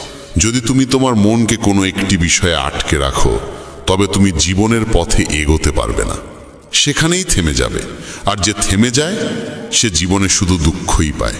একবার ভেবে দেখো, তুমি কার জন্য এত ভাবছো? কেউ কি সত্যিই তোমার জন্য ভাবে? তোমার সুখ, দুঃখ, আনন্দ, বেদনা কিংবা জীবন মৃত্যু, এসব নিয়ে আসলে কারো মাথা ব্যথা নেই। পৃথিবীর এই সত্য মনের গভীরে ধারণ করো, তোমার কষ্ট বা সুখ নিয়ে কেউ প্রকৃত অর্থে গুরুত্ব দেয় না। তাই অকারণে এক বিষয়ে বারবার ভাবা একেবারেই অর্থহীন। মানুষ বারবার একই চিন্তায় ঘুরপাক খেতে খেতে শুধু মাথা নষ্ট করে ফেলে। সমস্যার সমাধান তাতে হয় না। তখন তার অবস্থা হয় যেন সে এক অদৃশ্য জালে আটকে আছে, যেখান থেকে মুক্তির কোনো পথ খুঁজে পাচ্ছে না। মনে রেখো, যদি সত্যিই সুখী হতে চাও, তবে কখনোই তোমার চিন্তাকে একটি মাত্র বিষয়ে আটকে দিও না। চিন্তাকে প্রবাহিত হতে দাও, জীবনকে এগিয়ে নিয়ে যেতে দাও। তখনই দেখবে মন অকারণে কষ্টে জর্জরিত হবে না, বরং তুমি হবে মুক্ত, হালকা আর আনন্দময়। শ্রীমদ্ ভগবদ্ গীতার তৃতীয় উপদেশ হল, মানুষের চোখে নিজের মূল্য খুঁজতে যেও না। অনেকেই বলে, আমরা সবার জন্য এত কিছু করি, অথচ আমাদের কদর করে না। সত্যিই তো, আমরা চেষ্টা করি সবাইকে খুশি রাখতে, সবার সঙ্গে ভালোভাবে চলতে, তবু কেউ আমাদের গুরুত্ব দেয় না। কিন্তু প্রশ্ন হলো, তোমার কদর অন্যের কাছে চাইছো কেন? কারো স্বীকৃতি, কারো প্রশংসা, কারো মুখে শোনা যে তুমি আমার জন্য এত কিছু করেছো, এইসবের পেছনে ছুটছো কেন? যদি এর জন্য দৌড়তে থাকো, তবে তুমি শুধু নিজের সময়ই নষ্ট করবে না, বরং নিজেকেই আঘাত করবে। কারণ মানুষকে যতই দাও না কেন, তারা কোনোদিন তোমার কদর করবে না। এই পৃথিবীতে আসলে কেউ কারো মূল্য বোঝে না। দেখো, মা বাবা সন্তানের জন্য কত ত্যাগ করেন, নিজের সারা জীবন উৎসর্গ করে দেন, অথচ বড় হলে সেই সন্তানরাই অকারণে তাদের মন ভাঙে, কথা শোনে না। তাই যদি মনে করো তুমি অন্যের জন্য কিছু করলে বদলে সে তোমাকে কদর করবে, তবে ভুলে যাও, এ ভাবনা শুধু তোমাকে দুঃখই দেবে। তাই অন্যের জীবনে নিজের মূল্য খুঁজো না। তারা কদর করুক বা না করুক, অন্তত তুমি নিজেকে কদর করতে শেখো। অন্যের পেছনে কেন নিজের জীবন নষ্ট করবে? তবে এর মানে এই নয় যে তুমি মানুষের সঙ্গে খারাপ ব্যবহার করবে। মানুষের সঙ্গে ঠিক ততটাই সম্পর্ক রাখো যতটুকু প্রয়োজন, এর বেশি নয়, যাতে নিজের জীবনটাই নষ্ট হয়ে যায়। গীতার চতুর্থ উপদেশ হলো, প্রতিদিন অন্তত একবার নিজেকে জিজ্ঞাসা করো, আমি মানুষের জন্য যে কাজগুলো করছি সেগুলো আমাকে আনন্দ দিচ্ছে নাকি কষ্ট দিচ্ছে? যদি কোনো ভালো কাজ করেও কেবল দুঃখই পাও, তবে সেই ভালো কাজেরই বা কী লাভ? কারো প্রতি অতিরিক্ত যত্ন নিয়ে যদি শুধু কষ্টই পাও, তবে সে যত্ন কিসের? জীবনে যদি দেখো কোনো কিছু করতে গিয়ে শুধু বেদনা আসছে, তবে তা যতই ভালো হোক না কেন সেটি ছেড়ে দেওয়াই শ্রেয়। অনেকেই বলে, আমরা তো নিঃস্বার্থ ভালোবাসা দিচ্ছি, আমাদের মনে কোনো ভণ্ডামি নেই। কিন্তু মনে রেখো, আজকের পৃথিবীতে নিখুঁত ভালোবাসার মূল্য কেউ দিতে জানে না। মানুষ আসলে তা চায় না। যেমন একবার ভারতের একটি হোটেলে এক বিদেশি পর্যটক এলো। সে দুধ খাবার অর্ডার দিল। হোটেল মালিক মনে করলো বিদেশি অতিথি এসছে, তাকে আমাদের দেশের খাঁটি দেশি দুধ খাওয়ানো উচিত। তাই সে এক গ্লাস খাঁটি দুধ পাঠালো। অতিথি দুধ খেয়ে খুবই আনন্দ পেল, আরেক গ্লাস চাইল। কিন্তু দ্বিতীয় গ্লাস দুধ খাওয়ার পরই তার শরীর খারাপ হয়ে গেল। অথচ দুধ ছিল একেবারে খাঁটি, সম্পূর্ণ বিশুদ্ধ, কিন্তু তার শরীর ছিল ভেজাল জিনিসের অভ্যস্ত। তাই সেই খাঁটি দুধ হজমই হলো না। আজকের মানুষও ঠিক তেমন। তুমি যতই খাঁটি ভালোবাসা দাও, সে ভালোবাসা তাদের পক্ষে হজম করা সম্ভব হয় না। তাই জীবনে যা কিছু করছো সেটি নিয়ে নিজেকে প্রশ্ন করো, এতে তুমি আনন্দ পাচ্ছ নাকি দুঃখ পাচ্ছ? যদি আনন্দ পাও তবে তা চালিয়ে যাও, কিন্তু যদি কেবল দুঃখই আসছে, তবে মানুষের জন্য সেই কাজ করা বন্ধ করে দাও যা তোমাকে শুধু যন্ত্রণা দেয়। বন্ধুগণ, শ্রীমদ্ ভগবদ্ গীতা শুধু বই নয়, এটি জীবনের দিশারি। এখানে প্রতিটি শ্লোক আমাদের জন্য আলো দেখায়, শক্তি যোগায়। আর আমরা চাই এই আলো আপনাদের প্রত্যেকের জীবনে পৌঁছে যাক। তাই যদি এখনো আমাদের মেসেজ অব ধর্ম পরিবারে যোগ না দিয়ে থাকেন, তবে অবশ্যই চ্যানেলটি সাবস্ক্রাইব করুন, যাতে গীতার এই অমূল্য জ্ঞান প্রতিদিন আপনার হৃদয়ে প্রবাহিত হয়। গীতার পঞ্চম উপদেশ হল, নিজের সব কথা কারো সঙ্গে ভাগ করে নিও না। মনে রেখো, হৃদয়ের গোপন কথা নিজের কাছেই রাখা ভালো। যদি চাও কেউ তোমাকে অবহেলা করুক, তোমার কদর করা বন্ধ করে দিক, তবে তোমার জীবনের সব কথা তাকে বলে দাও। বাস্তবে মানুষ তেমন যোগ্য নয় যে তুমি তাদের কাছে নিজের সব উন্মোচন করবে। প্রায়ই শুনি, জীবনে এমন একজন তো থাকা উচিত যার সঙ্গে আমি সব ভাগ করে নিতে পারি। চেষ্টা করে দেখো, যদি কাউকে সব বলে দাও তবে বদলে অবমাননা না পাও, তবে বলো। প্রায় সব ক্ষেত্রেই দেখা যায়, তুমি যতটা খোলাখুলি হবে, মানুষ ততটাই তোমার মূল্য কমিয়ে দেবে। তাই সব কথা, সব অনুভূতি সবার কাছে বলার দরকার নেই। কিছু কিছু যদি নিজের মনে জমা থাকে, তবে সেটিই উত্তম। কারণ এই জীবন তোমার। অন্যকে কেন এমন গভীরভাবে ঢুকতে দেবে যে তার ছাড়া তোমার চলাই সম্ভব হবে না? মানুষকে শুধু ততটাই জানাও যতটা জানালে কোনোদিন তোমার কষ্ট না হয়। গীতার ষষ্ঠ উপদেশ হলো, প্রতিশোধের আগুনে কখনো নিজেকে দগ্ধ করো না।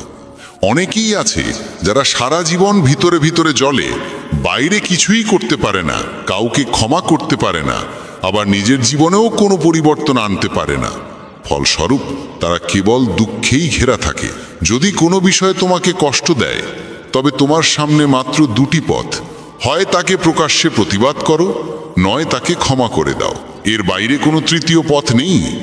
যত বেশি তুমি নিজের কষ্টকে অন্তরে জমিয়ে রাখবে, ততই দুশ্চিন্তার হতাশা তোমাকে ঘিরে ধরবে। তাই শ্রেয় হয় সরাসরি বলে দাও যে এটা আমি মেনে নিব না, নয় তাকে ছেড়ে দাও। না হলে মনের যন্ত্রণা ছাড়া আর কিছুই পাবে না। গীতার সপ্তম উপদেশ হলো, কারো সামনে প্রমাণ করার চেষ্টা করো না যে তুমি কিছু বিশেষ। পৃথিবীতে প্রত্যেক মানুষই নিজেকে বড় কিছু মনে করে। সবাই ভাবে আমি এটা, আমি ওটা, তুমি জানো না আমি কে। আসলে কেউ কাউকে কম ভাবে না। তাহলে তুমি কেন এই প্রমাণের বোঝা কাঁধে নিয়ে ঘুরবে? তুমি যদি সত্যিই কিছু হও, তবে তোমাকে কিছুই প্রমাণ করতে হবে না। কারণ প্রকৃত মানুষকে নিজেকে প্রমাণ করতে হয় না, তার কৃতিত্বই তাকে আলাদা করে তোলে। মানুষ সবসময় নিজেকে খুব সিরিয়াসভাবে নেয় এবং অন্যদের নিজ থেকে ছোট ভেবে অহংকারে ভরে থাকে। কিন্তু যে মানুষ সত্যিকার অর্থে জ্ঞানী, সে কখনো এই পাগলামি করে না যে চারপাশে দেখিয়ে বেড়াবে আমি কিছু। কারণ যারা মানুষকে দেখাতে চায় যে তারা বিশেষ কিছু, তারা শেষ পর্যন্ত দুঃখ ছাড়া কিছুই পায় না। পৃথিবী তোমাকে কখনোই তোমার মতো করে মূল্য দেবে না, তুমি যত বড় কিছুই অর্জন করো না কেন। তাই ভালো হয় কাউকে প্রমাণ করার চেষ্টা করো না যে তুমি বিশেষ।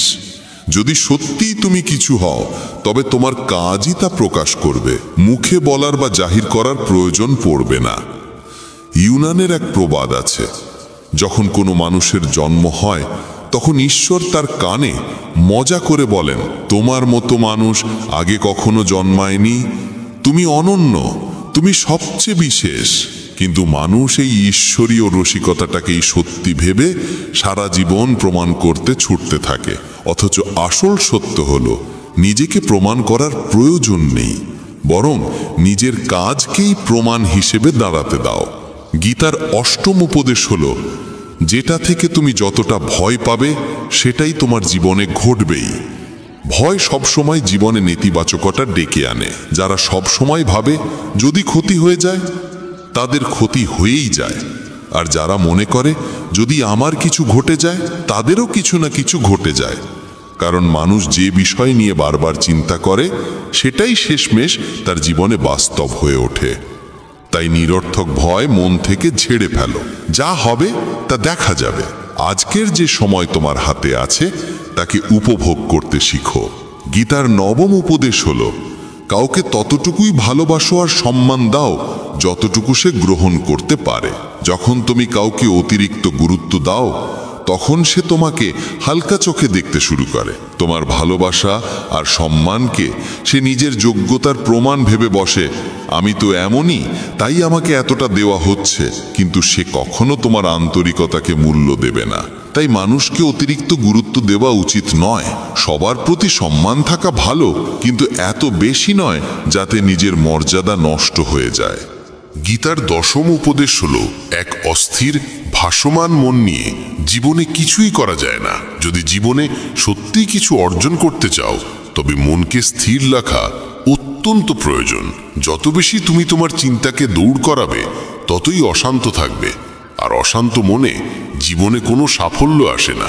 যত বেশি মন শান্ত থাকবে, ততই জীবনে স্বচ্ছতা থাকবে, লক্ষ্য নির্দিষ্ট হবে, আর সাফল্য অর্জন করা সহজ হবে। যারা সবসময় মনকে ছুটতে দেয়, তারা শেষমেশ জানেই না আসলে কি করা উচিত। তাদের মন কখনো একদিকে যায়, কখনো অন্যদিকে। ফলে নিজের জীবন নিয়েও সঠিক সিদ্ধান্ত নিতে পারে না।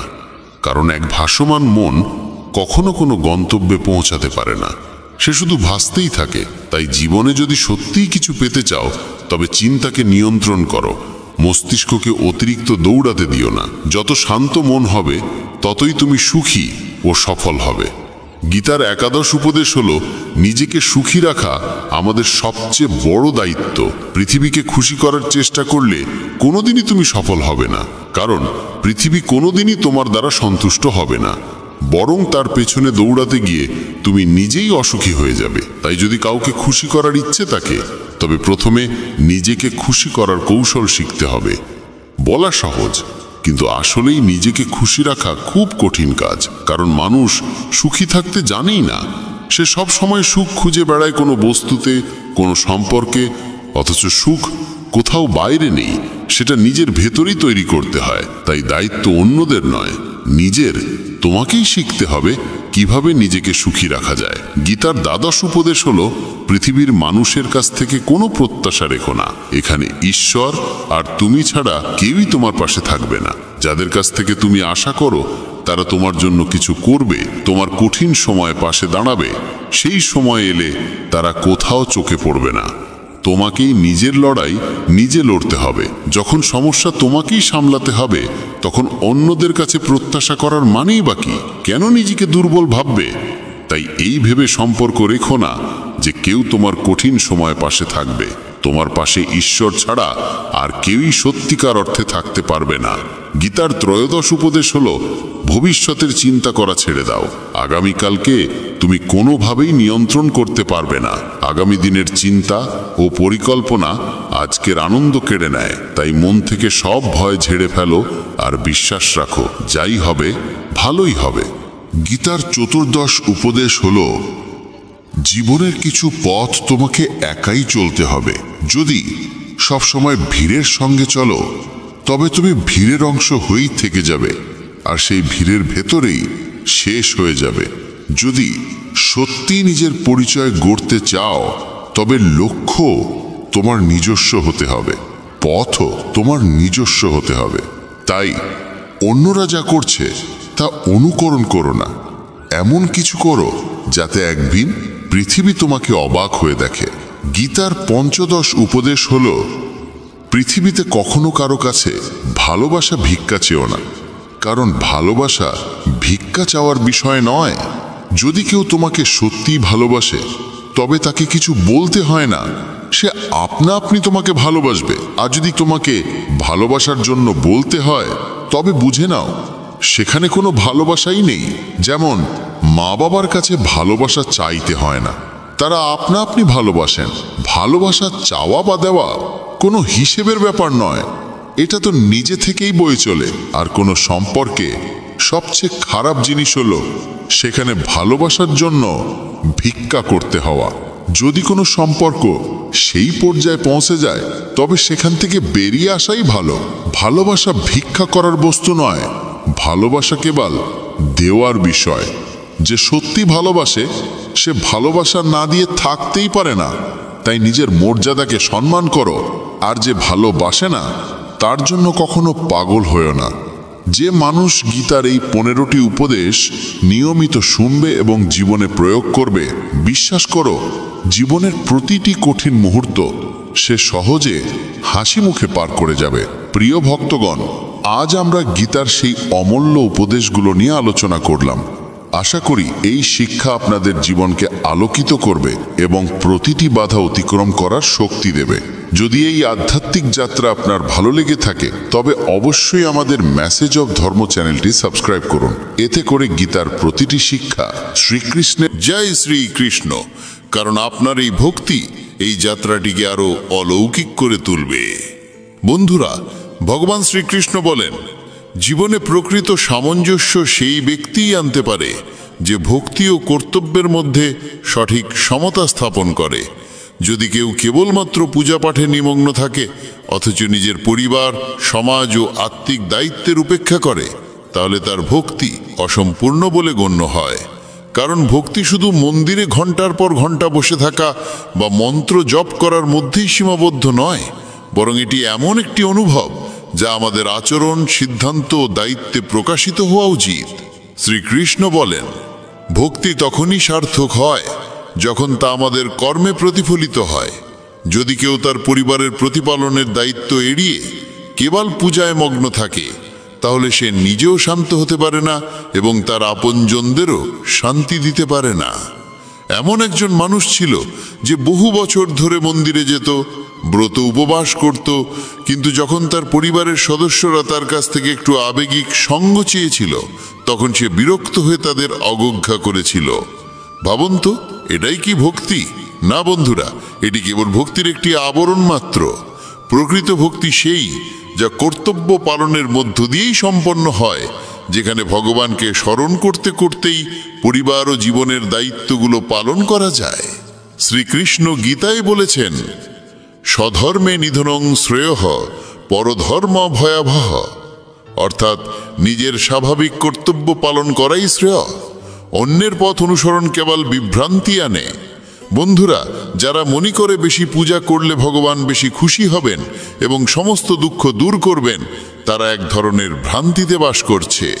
ভগবান কর্মের প্রতি আত্মসমর্পণ ও নিষ্কলুষ ভাবনাকেও বেশি মূল্য দেন, বাইরের প্রদর্শনকে নয়। যদি পূজা কেবল সমাজকে দেখানোর একটি উপায় হয়ে দাঁড়ায়, তাহলে তার আত্মিক থাকে না, বরং একটি সামাজিক মুখোশ হয়ে যায়। অনেকেই আছে যারা প্রতিদিন ঘন্টার পর ঘন্টা পূজা করে, অথচ কোনো অভাবী মানুষের সাহায্য করতে কুণ্ঠাবোধ করে। তাদের ভক্তি শুধুই শব্দে সীমাবদ্ধ, কর্মে নয়। শ্রীকৃষ্ণ বলেন, সত্যিকারের ভক্তি সেই যেখানে নিজের সমস্ত কর্ম ভগবানের উদ্দেশ্যে উৎসর্গ করা হয়। সেটা রুটি বানানো হোক, সন্তানদের দেখাশোনা হোক, কিংবা কঠিন সময় পরিবারের পাশে দাঁড়ানো হোক। যখন আমরা আমাদের কর্মকে পূজা মনে করে করতে থাকি, তখনই ভক্তির পূর্ণতা আসে। কিন্তু আজকাল দেখা যায় মানুষ পূজা করে এবং সঙ্গে সঙ্গে ফল প্রত্যাশা করে। যেমন কেউ যদি 1 মাস নিয়মিত পাঠ করে, তাহলে সে চায় তার সমস্যা তৎক্ষণাৎ দূর হয়ে যাক, আর যখন সেটা হয় না, তখন সে ভগবানের উপর রাগান্বিত হয়ে ওঠে। এই মনোভাবই ভক্তিকে দুর্বল করে তোলে। শ্রীকৃষ্ণ বলেন, আশা রাখা ভুল নয়, কিন্তু সেই আশাকে ভগবানের সঙ্গে শর্ত হিসাবে জুড়ে দেওয়া ভক্তির আত্মার পরিপন্থী। যদি আপনি ভগবানের প্রতি প্রেম করেন, তবে সেই প্রেম হতে হবে নিঃস্বার্থ। ফল আসুক বা না আসুক, প্রকৃত ভক্ত সেই যে ভগবানের ইচ্ছাকে সর্বোচ্চ গুরুত্ব দেয়, পরিস্থিতি যেমনই হোক না কেন। যদি কোনো ভক্ত ভগবানের কাছে বিশেষ কিছু ফল প্রত্যাশা করে এবং তা না পায়, তবে সে হতাশ হয়ে পড়ে। কিন্তু সত্যিকারের ভক্ত জানে যে সে যা পেয়েছে তাই তার জন্য উপযুক্ত ছিল, আর যা সে পায়নি হয়তো তা তার জীবনকে বিশৃঙ্খল করত। তাই নিরাশার পরিবর্তে গ্রহণযোগ্যতাই ভক্তির প্রকৃত চিহ্ন।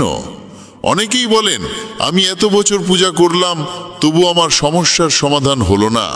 এই প্রশ্নই প্রমাণ করে যে তাদের ভক্তি এক ধরনের বিনিময় চুক্তির মতো। অথচ ভক্তি কোনো লেনদেন নয়, এটি আত্মসমর্পণ, প্রেম, বিশ্বাস। শ্রীকৃষ্ণ বলেন, আমি প্রতিটি জীবের অন্তরে আছি। যা কিছু ঘটে তা আমার ইচ্ছাতেই ঘটে। তাই আমাদের জীবনে যা কিছু ঘটছে তা ঈশ্বরের লীলা হিসাবে গ্রহণ করতে হবে। তবেই মন শান্ত হয়, আত্মা তৃপ্ত থাকে। বন্ধুরা, যখন মানুষ কথা বুঝে ফেলে যে ভগবান তাকে যা দেন তাই তার জন্য উপযুক্ত, তখন সে ভগবানের প্রতি অভিযোগ করা বন্ধ করে দেয়, এবং অভিযোগ বন্ধ হলেই ভক্তির প্রকৃত আনন্দ শুরু হয়। শেষে এটুকুই বলা যায়, পূজা পাঠ জীবনের একটি গুরুত্বপূর্ণ অংশ, কিন্তু এটিকে কেবল বাইরের আচার অনুষ্ঠানে সীমাবদ্ধ রাখবেন না। এটিকে জীবনের স্বাভাবিক এবং সহজ অভ্যাস করে তুলুন, যেখানে প্রতিটি কর্মে, প্রতিটি সম্পর্কে, প্রতিটি প্রয়াসে ভগবানের উপস্থিতি অনুভব করা যায়। সেটাই প্রকৃত ভক্তি। ভারসাম্য বজায় রাখা অত্যন্ত জরুরি। তবেই মানুষ ভক্তির পাশাপাশি দায়িত্বশীল জীবনও যাপন করতে পারে। তখন সে ভগবানের আশীর্বাদও পায়, আবার পরিবারের আনন্দও ধরে রাখতে পারে। তাই বন্ধুরা, জীবনে কর্ম ও ভক্তি উভয়েরই গুরুত্ব সমান। এই দুইয়ের মধ্যকার সেতু বন্ধনই প্রকৃত আধ্যাত্মিক পথ, যা আমাদের সব পরিস্থিতিতে অনুসরণ করা উচিত। ভগবানের উপদেশ সর্বদা আমাদের জীবনকে সঠিক দিশা দেখানোর জন্যই থাকে, কিন্তু আমাদের মানবিক সীমাবদ্ধ দৃষ্টিভঙ্গির কারণে আমরা প্রায়শই ভগবানের উদ্দেশ্যকে ঠিকঠাক বুঝতে পারি না, অথচ তার পরিকল্পনা অনেক গভীর ও ব্যাপক। বন্ধুরা, ভগবান শ্রীকৃষ্ণ বলেন, যখন আমরা ভগবানের কাছে কিছু চাই এবং তা না পাই, তখন এর অর্থ এই নয় যে ভগবান আমাদের প্রার্থনা শুনেননি, বরং হতে পারে তিনি আমাদের জন্য আরো ভালো কিছু ঠিক করে রেখেছেন। তাই পূজা করার সময় যদি আমরা নিজের স্বার্থকে একপাশে সরিয়ে রেখে নিঃস্বার্থভাবে ভগবানকে ভালোবাসি, তাহলে সেই ভক্তির অভিজ্ঞতা হয়ে ওঠে দিব্য এবং গভীর। যারা এই ভেবে পূজা করে যে এতে তারা তৎক্ষণাৎ ধন, সুখ বা সফলতা লাভ করবে, তারা ভক্তির মূল স্বরূপকে বুঝে না। কারণ ভক্তির অর্থ কেবল চাওয়া নয়, বরং আত্মসমর্পণ করা।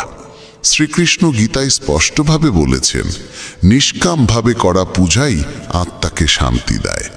বন্ধুরা, ভগবান শ্রীকৃষ্ণ বলেন, যখন পূজা কেবল সমস্যার সমাধানের উপায় হয়ে দাঁড়ায়, তখন তা একটি শারীরিক ক্রিয়ায় রূপ নেয়। তাতে আর কোনো আত্মিক সংযোগ থাকে না। যদি কেউ প্রতিদিন পূজা করে কিন্তু তার মন কেবল নিজের লাভে নিবদ্ধ থাকে, তবে সে প্রকৃতভাবে ঈশ্বরের সঙ্গে যুক্ত হতে পারে না। পূজার উদ্দেশ্য হওয়া উচিত আত্মার বিশুদ্ধি ও অন্তর্মনের জাগরণ। যখন আমরা শুধুমাত্র কিছু পাওয়ার আশায় ভগবানকে ভালোবাসি, তখন সেই ভালোবাসা হয়ে পড়ে শর্তাধীন, আর শর্তাধীন ভালোবাসা কখনোই খাঁটি হতে পারে না। ভক্তির মূল সার এই যে আমরা ভগবানের ইচ্ছাকে গ্রহণ করি, সেটা আমাদের চিন্তার সঙ্গে মিলুক বা না মিলুক। বন্ধুরা, আজকাল অনেকেই কেবল এই আশায় পূজা করেন যে তারা তাদের কষ্ট থেকে মুক্তি পাবেন, কিন্তু যখন প্রত্যাশিত ফল মেলে না, তখন তারা হতাশ হয়ে পড়ে। এর ফলে ভক্তি হয়ে দাঁড়ায় একটি লেনদেনের সম্পর্ক, যা প্রকৃত ভক্তি নয়। ভগবান শ্রীকৃষ্ণ বলেন, যে ভক্ত নিঃস্বার্থভাবে পূজা করে সেই শেষ পর্যন্ত প্রকৃত সুখ লাভ করে, কারণ তার ভালোবাসা ভগবানের প্রতি নিঃস্বার্থ হয়। অনেক সময় মানুষ বোঝে না যে যখন তারা এত পূজা করছে, তবুও তাদের কষ্ট থেকে মুক্তি মিলছে না। কিন্তু তাদের জানা উচিত, ভগবানের দৃষ্টিভঙ্গি আমাদের থেকে সম্পূর্ণ ভিন্ন। তিনি আত্মার উন্নয়নকে সর্বাধিক গুরুত্ব দেন, এবং সেই উন্নয়ন তখনই ঘটে যখন আমরা আমাদের অন্তরের লোভ, মোহ এবং অহংকার ত্যাগ করি। এই ত্যাগই আমাদের শান্তি ও স্থিরতা দেয়। যদি আমরা পূজাকে কেবল সমস্যার সমাধানের মাধ্যম মনে করে চলি, তাহলে আমরা ঈশ্বরের প্রকৃত ভালোবাসাকে অনুভব করতে পারবো না। ভক্তি তখনই সার্থক হয় যখন আমরা ভগবানের প্রতি এক নিষ্কলঙ্ক প্রেম অনুভব করি, যেখানে কোনো প্রত্যাশা নেই, কোনো দাবি নেই, কেবলমাত্র সমর্পণ থাকে। পূজাকে প্রতিযোগিতা বানানো উচিত নয়, যেখানে আমরা অন্যদের চেয়ে বড় করে দেখিয়ে প্রমাণ করতে চাই আমরা শ্রেষ্ঠ ভক্ত। আজকাল দেখা যায় মানুষ বিশাল আরতির আয়োজন করে, বড় বড় ভান্ডারা বা গণপূজার মাধ্যমে নিজেদের ভক্তি প্রদর্শন করতে চায়। কিন্তু শ্রীকৃষ্ণ বলেন, পূজা বাইরের বিষয় নয়, এটি একটি অন্তরঙ্গ অভিজ্ঞতা। এটি জন্ম নেয় মন ও আত্মার বিশুদ্ধি থেকে, বাহ্যিক জাঁকজমক থেকে নয়। যখন আমরা অন্যদের দেখানোর জন্য পূজা করি, তখন আমরা আমাদের আত্মার মূল উদ্দেশ্য থেকে সরে যাই। প্রকৃত ভক্তি সেখানে থাকে যেখানে ভালোবাসা নিঃশব্দ আর মন ভগবানে সম্পূর্ণ নিমগ্ন থাকে। যেভাবে একজন মা তার সন্তানকে নিঃস্বার্থভাবে ভালোবাসে, কোনো কিছু চায় না, সেভাবেই আমাদের উচিত ভগবানের প্রতি নিঃস্বার্থ ভালোবাসা রাখা। তবেই আমরা ভগবানের কৃপাকে হৃদয়ে দিয়ে অনুভব করতে পারব। অনেক সময় দেখা যায় মানুষ পূজাকে একটি রুটিনে পরিণত করে ফেলে। মন্দির যাওয়া, আরতি করা, মন্ত্র জপ করা, কিন্তু তাদের মন পড়ে থাকে এই ভাবনায় যে আমি কি পাবো আর কবে পাবো। এমন পরিস্থিতিতে পূজা কেবল একটি শারীরিক প্রক্রিয়া হয়ে যায়, যাতে আত্মা অংশগ্রহণ করে না। আমাদের বোঝা উচিত, ঈশ্বরের সঙ্গে আমাদের সম্পর্ক ব্যবসায়িক নয়, বরং আত্মিক। আমাদের প্রার্থনা হওয়া উচিত এই, হে ভগবান, আমার হৃদয়কে শুদ্ধ করো, আমার চিন্তাধারাকে সঠিক পথে পরিচালিত করো এবং আমায় অন্তরের তৃপ্তি দাও। শ্রীকৃষ্ণ বলেন, যে ভক্ত আমায় নিঃস্বার্থ ভালোবাসে, আমি তার প্রতিটি অনুভূতিকে জানি এবং সময় আসলে তাকে ঠিক সেইটুকুই দিই যা তার জন্য সর্বোত্তম। এই কারণেই আমাদের ঈশ্বরের প্রতি পূর্ণ বিশ্বাস রাখা উচিত এবং আমাদের ভক্তিকে সেই বিশ্বাস দিয়ে পুষ্ট করা উচিত যে তিনি আমাদের সেই সবই দেবেন যা আমাদের কল্যাণের জন্য উপযুক্ত। বন্ধুরা, ভগবান শ্রীকৃষ্ণ বলেন, যা কিছু ঘটে তা ঈশ্বরের পরিকল্পনার অংশ মাত্র। আমাদের উচিত শুধু আমাদের কর্তব্য পালন করে ভগবানের চরণে আমাদের ভালোবাসা নিবেদন করা, বিনিময়ে কি পাবো তা না ভেবে। যখন আমরা এই অবস্থায় পৌঁছে যাই, তখনই পূজার আসল আনন্দ অনুভব করি এবং আত্মিক শান্তির স্বাদ লাভ করি। দেখনদারি কিংবা তুলনার মনোভাব থেকে করা ভক্তি কখনোই স্থায়ী সুখ দেয় না, কিন্তু নিঃস্বার্থ ভক্তি আমাদের প্রতিটি পরিস্থিতিতে স্থির ও ভারসাম্যপূর্ণ রাখে। এই জন্যেই ভক্তিকে কখনোই কোনো উপায় মনে করা উচিত নয়, বরং এটাকেই জীবনের উদ্দেশ্য হিসেবে গ্রহণ করা উচিত। পূজাকে কখনোই প্রদর্শনের বিষয় নয়, বরং ভালোবাসার মাধ্যম করে তুলতে হবে। তখনই আমরা প্রকৃত অর্থে ঈশ্বরের সান্নিধ্য লাভ করতে পারি। বন্ধুরা, শ্রীকৃষ্ণ বলেন, প্রকৃত ভক্তি তখনই হয় যখন আমরা কোনো প্রত্যাশা ছাড়াই ভগবানের পূজা করি এবং আমাদের কর্মের ফল নিয়ে চিন্তা না করি। গীতায় শ্রীকৃষ্ণ স্পষ্টভাবে বলেন, যে ব্যক্তি নিজের কাজ সম্পূর্ণ নিঃস্বার্থভাবে করে এবং তার ফলাফল নিয়ে কোনো আকাঙ্ক্ষা রাখে না, সেই প্রকৃত ভক্ত। এই জন্যে আমাদের উচিত আমাদের পূজা ও সাধনাকে কোনো বাহ্যিক মান্যতা বা সামাজিক প্রতিযোগিতার মাধ্যম না বানিয়ে আত্মার শুদ্ধি ও ঈশ্বরের সঙ্গে এক আন্তরিক ও সত্য সম্পর্ক স্থাপনের পথ হিসেবে গ্রহণ করা। যখন আমরা পূজাকে প্রদর্শনের রূপ দিই, তখন আমরা ঈশ্বরের সঙ্গে যুক্ত হওয়ার মূল উদ্দেশ্য থেকে সরে যাই এবং আমাদের অন্তরের অহংকার বৃদ্ধি পেতে থাকে। বন্ধুরা, শ্রীকৃষ্ণ বলেন, পূজার উদ্দেশ্য হওয়া উচিত আমাদের ভেতরের অহংকারকে বিলুপ্ত করে আত্মাকে শান্ত ও নির্মল করে তোলা। যদি আমরা পূজাটাকে শুধু সমাজে নিজেকে ধার্মিক প্রমাণ করার মাধ্যম হিসেবে করি, তবে আমরা সেই আত্মিক সুখ থেকে বঞ্চিত থাকি, যা পূজার প্রকৃত ফল।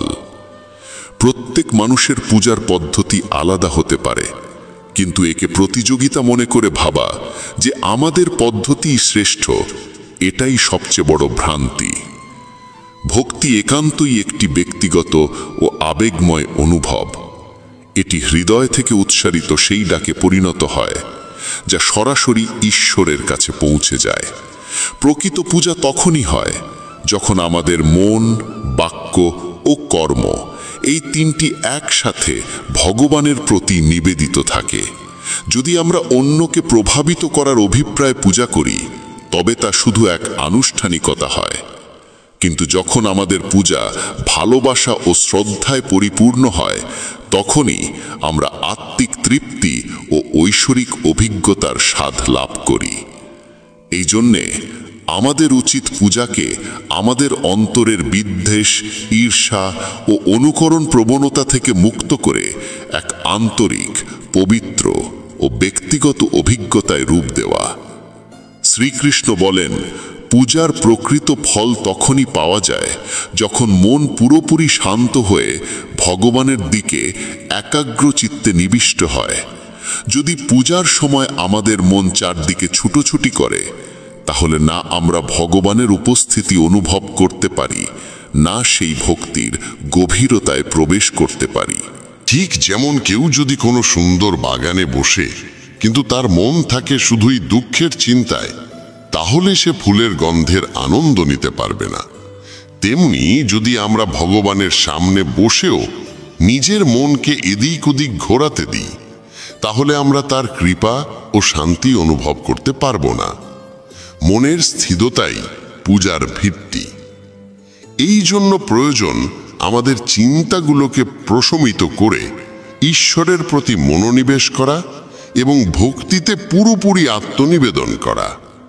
বন্ধুরা, শ্রীকৃষ্ণ বলেন, যখন মন একাগ্র হয় তখনই ভক্তি গভীর হয়, এবং যখন মন শান্ত হয় তখনই আমরা ভগবানের নিকট পৌঁছাতে পারি। যদি আমরা পূজাকে শুধুই এক দৈনন্দিন রুটিন বা ধর্মীয় দায়িত্ব হিসেবে পালন করি, তাহলে তা এক যান্ত্রিক প্রক্রিয়ায় পরিণত হয়, যার মধ্যে না থাকে কোনো অনুভব, না কোনো আনন্দ।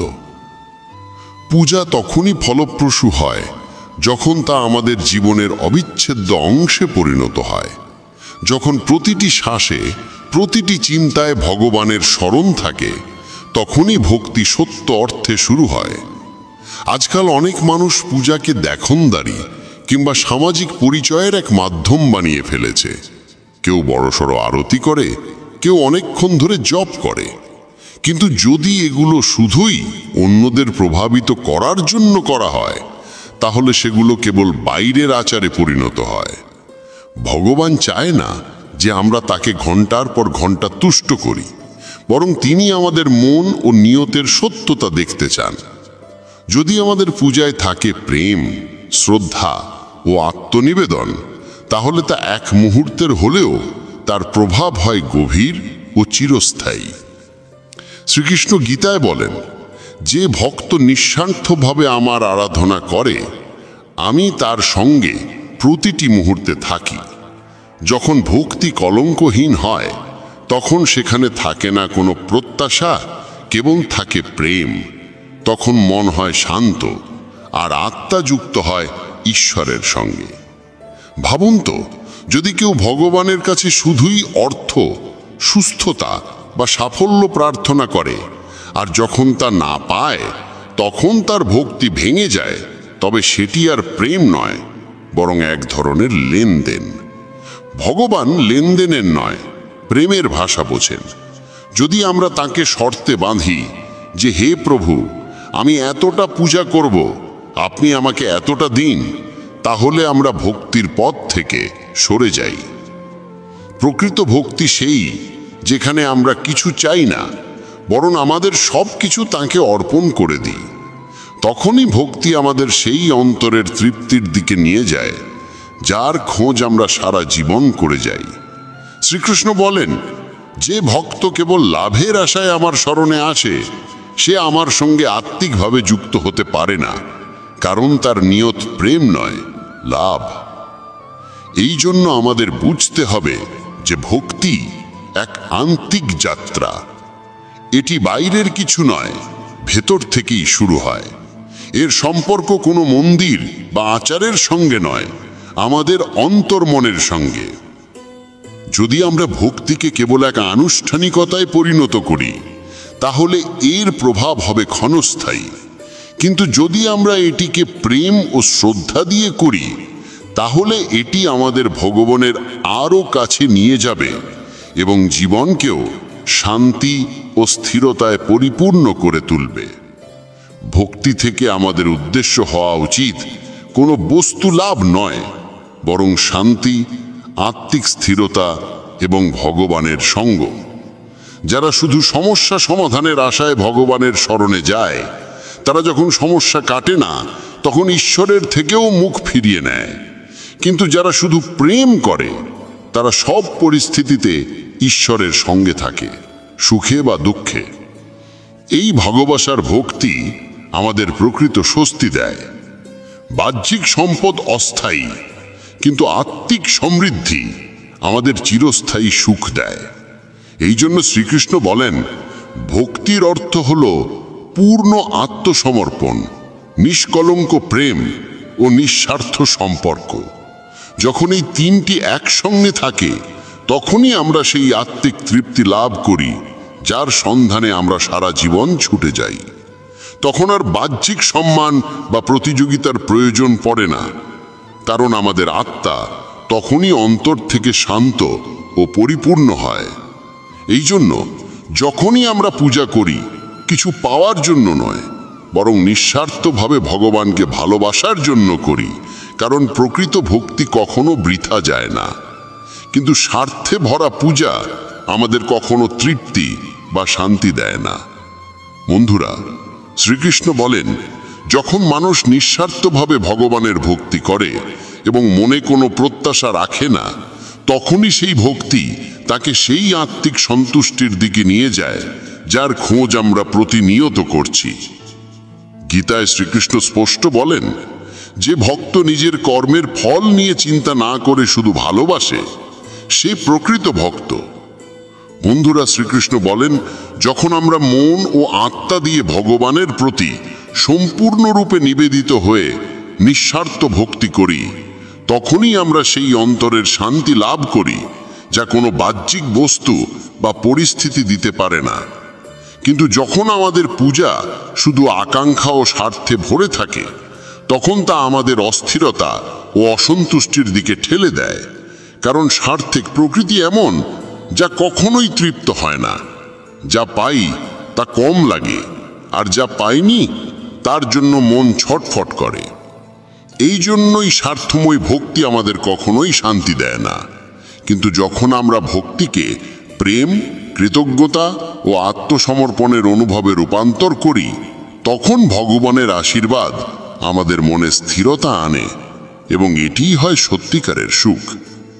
শ্রীকৃষ্ণ আরও বলেন, শুধু পূজা পাঠে মগ্ন থেকে জীবনের দায়িত্ব পালনে অবহেলা করা ধর্ম নয়, বরং ধর্মপথ থেকে বিচ্যুতি। পূজার অর্থ এই নয় যে আমরা আমাদের পরিবারের প্রয়োজন ভুলে যাই, সন্তানের লালন পালনে অবহেলা করি, বা সমাজের প্রতি আমাদের দায়িত্ব অস্বীকার করি। প্রকৃত ভক্তি তখনই হয় যখন আমরা আমাদের প্রতিটি কর্মকেও ভগবানের সেবার অংশ মনে করে পালন করি। যেমন যদি একজন গৃহস্থ ব্যক্তি নিজের পরিবারকে ভালোবাসে, পিতামাতার সেবা করে, সন্তানকে সঠিক শিক্ষা দেয় এবং দায়িত্ব নিয়ে সংসার চালায়, তবে সেটিও এক ধরনের পূজা। বন্ধুরা, শ্রীকৃষ্ণ বলেন, ধর্মের প্রকৃত রূপ সেই যা আমাদের কর্মের পথে চালায়, না যে কর্ম থেকে পালানোর অজুহাত হয়ে ওঠে। আজকাল অনেকে পূজাকে নিজেদের দায়িত্ব থেকে পালাবার উপায় বানিয়ে ফেলেছে। তারা ভাবে মন্দিরে ঘন্টার পর ঘন্টা বসে ভজন করলে জীবনের সব সমস্যা মিটে যাবে। কিন্তু তারা ভুলে যায় যে ভগবান তো অর্জুনকে যুদ্ধে জ্ঞান দিয়েছেন, ধ্যানে নয়। ভগবান কর্মকে প্রাধান্য দিয়েছেন, কারণ কর্ম ছাড়া এই সৃষ্টি জগৎ চলতে পারে না। ভাবুন তো, যদি একজন ব্যবসায়ী সারা দিন পূজায় মগ্ন থাকে কিন্তু নিজের ব্যবসার দিকে খেয়াল না রাখে, তাহলে সে ক্ষতির মুখে পড়বে, পরিবার দুঃখ পাবে এবং সে নিজেও অসন্তুষ্ট থাকবে। এই রকম পূজা কোনো কাজে আসে না যদি তা আমাদের জীবনে ভারসাম্য আনতে না পারে। শ্রীকৃষ্ণ গীতায় এই শিক্ষাই দেন যে কর্ম ও ভক্তির মধ্যে ভারসাম্যই জীবনের ভিত্তি। পূজার আসল উদ্দেশ্য হল আমাদের ভেতর এমন মানসিক শক্তি ও আত্মিক স্থিরতা আনা যাতে আমরা জীবনের দায়িত্বগুলো আরও ভালোভাবে পালন করতে পারি। পূজা আমাদের পালিয়ে যাওয়ার পথ নয়, বরং আত্মিক শক্তি দেয় যাতে আমরা দায়িত্ব পালনের মধ্যেও ঈশ্বরের সঙ্গে সংযুক্ত থাকতে পারি। অনেকেই ভাবে ঈশ্বর সব ঠিক করে দেবেন, তাই পূজায় মগ্ন হয়ে থাকলে চলবে। কিন্তু শ্রীকৃষ্ণ বলেছেন, ঈশ্বর তাদেরই সহায় হন যারা নিজেরাও চেষ্টা করে। শুধু প্রার্থনা করলে ফল পাওয়া যায় না যতক্ষণ না আমরা নিজে কাজ করি। এই বিশ্ব শুধু অনুভবে চলে না, এটি কাজ ও ফলাফলের ধারাবাহিকতায় চলে। পূজা আমাদের অনুপ্রেরণা দেয়, দিক নির্দেশনা দেয়, কিন্তু যদি আমরা সেটিকে কর্মের বিকল্প বানিয়ে ফেলি তাহলে জীবনের পথ হারিয়ে ফেলি। এই জন্য প্রকৃত ভক্ত সেই যে জীবনের প্রতিটি দিককেই সমান গুরুত্ব দেয়। সে ঈশ্বরের আরাধনা করে, আবার পরিবার, সমাজ ও কর্মক্ষেত্রের দায়িত্বও পালন করে। কারণ এখানেই আমাদের আসল পরীক্ষা হয় আমরা কতটা স্থিত ও ভারসাম্যপূর্ণ। যদি পূজা আমাদের আরও দায়িত্বশীল, সংবেদনশীল ও পরিশ্রমী না করে তোলে, তাহলে তার কি মূল্য? শ্রীকৃষ্ণ বলেন, প্রত্যেক মানুষের উচিত নিজের স্বধর্ম পালন করা। আর এই স্বধর্ম শুধুই ধর্মীয় আচারে সীমাবদ্ধ নয়, এটি জীবনের প্রতিটি দিকের সঙ্গে যুক্ত। মাতা পিতার সেবা, সন্তানের প্রতি সময় দেওয়া, সততার সঙ্গে কাজ করা, এসবই সেই ধর্মের অংশ। পূজা তখনই অর্থবহ হয় যখন তা আমাদের দায়িত্ব মনে করিয়ে দেয়, পালানোর উপায় হয়ে ওঠে না। যখন আমরা পূজা ও দায়িত্বের মধ্যে ভারসাম্য রক্ষা করি, তখন আমাদের জীবন আত্মিক ও পার্থিব দুই রূপেই সমৃদ্ধ হয়। শ্রীকৃষ্ণ অর্জুনকে বলেছিলেন, ওঠো, যুদ্ধ করো, কারণ কর্মই জীবনের সত্য আর ধর্ম তার পথপ্রদর্শক। যদি পূজা আমাদের নিষ্ক্রিয় করে তোলে, তবে তা ভক্তি নয়, মোহ। আর মোহ আমাদের বিভ্রান্ত করে, কিন্তু ভক্তি আমাদের পথ দেখায়। এই জন্য যখনই আমরা ঈশ্বরের আরাধনা করি, সেই সঙ্গে এই সংকল্পও নেওয়া উচিত যে আমরা আমাদের কর্ম পূর্ণ নিষ্ঠা ও সততার সঙ্গে পালন করব। এই হলো প্রকৃত পূজা, এবং এটাই জীবনের উদ্দেশ্য। কারণ ভক্তির মানে শুধু মন্দিরে যাওয়া বা মন্ত্রপাঠ নয়, বরং আমাদের কর্মের মাধ্যমে ভগবানের সন্তোষ বিধান করাই সত্যিকার ঈশ্বর সেবা। যখন আমরা অন্যের সেবা করি, ভালোবাসায় আচরণ করি, সততার সঙ্গে কাজ করি, তখন সেটিও একরকম পূজা হয়ে ওঠে। এই জন্য পূজাকে শুধু এক কাজ ভাবা নয়, বরং এমন এক জীবনশৈলীতে পরিণত করা দরকার যা প্রতিটি কর্মে প্রতিফলিত হয়। তখনই আমাদের জীবন হয় অর্থবহ এবং পরিপূর্ণভাবে ঈশ্বরের প্রতি নিবেদিত। তখনই আমরা সত্যিকার অর্থে ঈশ্বরের সঙ্গে যুক্ত হতে পারি। কারণ কর্ম, ভক্তি এবং ভারসাম্য, এই তিনটি যখন একসঙ্গে থাকে, তখনই জীবনে আসে স্থিতি ও তৃপ্তি, এবং এটাই হয় পূজার প্রকৃত ফল। শ্রীকৃষ্ণ স্পষ্টভাবে বলেন যে ব্যক্তি সর্বদা নিজের ভোগের আকাঙ্ক্ষায় ছুটে চলে, সে কখনোই প্রকৃত শান্তি বা সন্তুষ্টি লাভ করতে পারে না। কারণ ভোগের প্রকৃতি এমন যে এক ইচ্ছা পূর্ণ হলেই আরেকটি জন্ম নেয়, এবং এই চক্র কখনো থামে না। বন্ধুরা, শ্রীকৃষ্ণ বলেন, যারা শুধু বাহ্যিক ভোগ সুবিধার জন্য বাঁচে, তারা শেষ পর্যন্ত চিরকাল অশান্ত এবং অস্থির থাকে। তারা হয়তো সবকিছু অর্জন করে, তবুও তাদের আত্মার খালি জায়গাটা পূর্ণ হয় না। ভাবুন তো, কেউ যদি ভাবে বিলাসবহুল বাড়ি, দামি গাড়ি আর দামি পোশাক পেলেই সে সবচেয়ে সুখী হবে, কিন্তু সব পাওয়ার পরেও তার মনে জন্ম নেয় নতুন আকাঙ্ক্ষা, সে আবারও দৌড়াতে শুরু করে। এইভাবে ইচ্ছার অন্তহীন শৃঙ্খলে সে তার জীবনের সবচেয়ে মূল্যবান জিনিস, মানসিক শান্তি হারিয়ে ফেলে। শ্রীকৃষ্ণ গীতায় বলেন যে ব্যক্তি সাংসারিক বস্তুতে সুখ খোঁজে, সে কখনোই স্থায়ী তৃপ্তি পায় না। কারণ সে থেমে ভাবেই না আসল শান্তি জিনিসে নয়, আত্মার বিশুদ্ধতায় এবং মনের ভারসাম্যে। যদি কেউ সারাক্ষণ এই বিশ্বাসে বাঁচে যে তার সব সমস্যার সমাধান আরও টাকা, বড় পদ বা সুযোগ সুবিধার মধ্যে, তবে সে জীবনের সত্য বুঝতে পারে না। শ্রীকৃষ্ণ বলেন, এই জীবন এক ধরনের সাধনা, যেখানে বস্তুগত আকাঙ্ক্ষাগুলো পূরণ করার বদলে আত্মিক উন্নতির জন্য প্রচেষ্টা করা উচিত।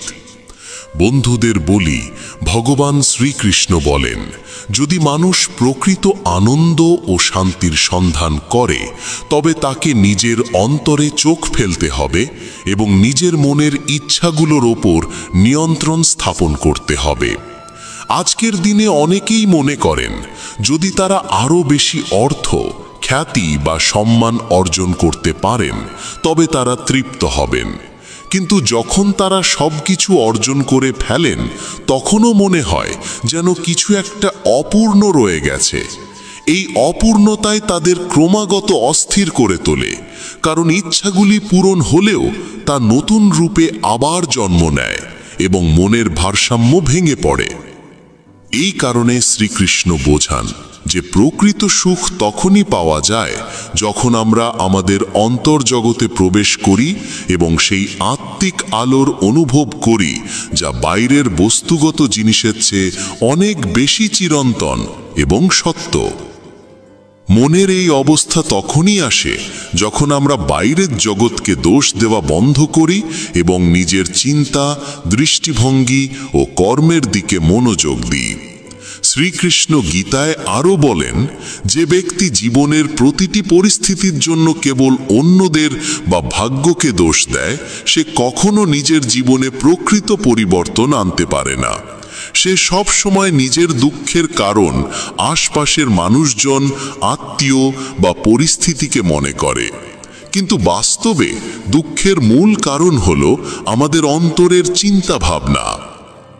যখন আমরা কোনো পরিস্থিতিকে কেবল একটি বাধা বলে মনে করি এবং তা মেনে নিতে অস্বীকার করি, তখন আমাদের মন বিদ্রোহ করে এবং ভিতরে অস্থিরতা জন্ম নেয়। কিন্তু সেই একই পরিস্থিতিকে যদি আমরা আত্মগঠনের সুযোগ হিসেবে দেখি, তাহলে সেই দুঃখই আমাদের দৃঢ়তা ও দিক নির্দেশনা দিতে পারে।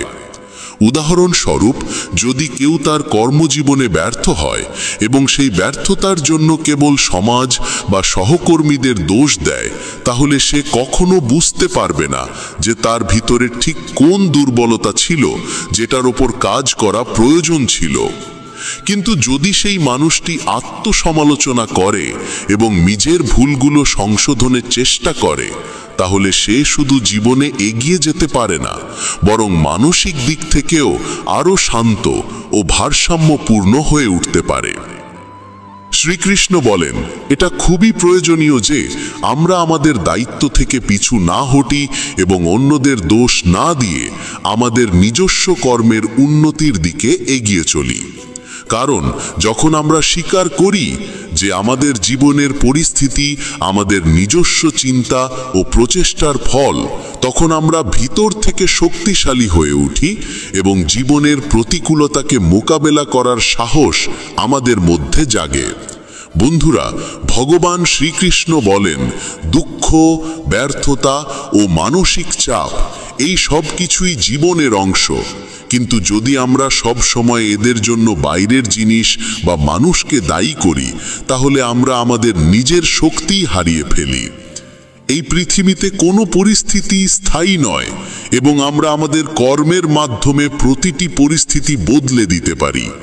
যখন আমরা অন্তর থেকে প্রস্তুত থাকি এবং আমাদের দুঃখগুলোকে গভীরতা দিয়ে বুঝতে শুরু করি, তখন আমরা বুঝতে পারি যে এই দুঃখ আমাদের জীবনের বড় কোনো শিক্ষার অংশ।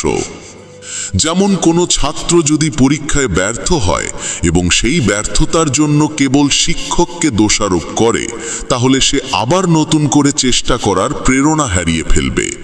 কিন্তু যদি সেই ছাত্র নিজের ভুলগুলো চিনে নিয়ে ভবিষ্যতের জন্য আরও ভালো প্রস্তুতি নেয়, তাহলে সে পরবর্তীতে অবশ্যই সাফল্য অর্জন করতে পারবে। এইভাবে জীবন আমাদের নিয়মিত শিক্ষা দিয়ে চলে।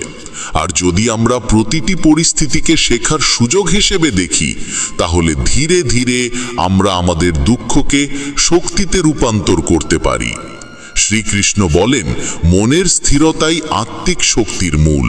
আর এই স্থিরতা তখনই আসে যখন আমরা বাইরের জগৎকে দোষ না দিয়ে নিজের ভিতরের দিকে তাকাই এবং সততার সঙ্গে নিজের মধ্যে পরিবর্তন আনি। জীবনে শান্তি তখনই আসে যখন আমরা আমাদের দায়িত্ব বুঝি, আমাদের কর্মে শুদ্ধতা আনি এবং প্রতিটি পরিস্থিতিকে গ্রহণ করার শক্তি অর্জন করি। যখন আমরা অন্যকে দোষ না দিয়ে নিজের সঙ্গে সংলাপ শুরু করি, তখনই আমরা সত্যিকারের আত্মবোধ ও মানসিক ভারসাম্য লাভ করি।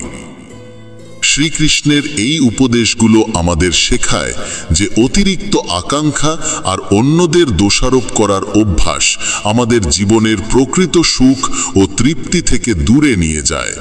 কিন্তু যদি আমরা আত্মবিশ্লেষণ ও কর্মপথে অগ্রসর হই, তাহলে আমাদের মন শুধু শান্তই হয় না, বরং আমরা প্রতিটি পরিস্থিতিকে ইতিবাচকভাবে গ্রহণ করতে পারি এবং আমাদের জীবনকে সুন্দর, সহজ ও সফল করে তুলতে পারি।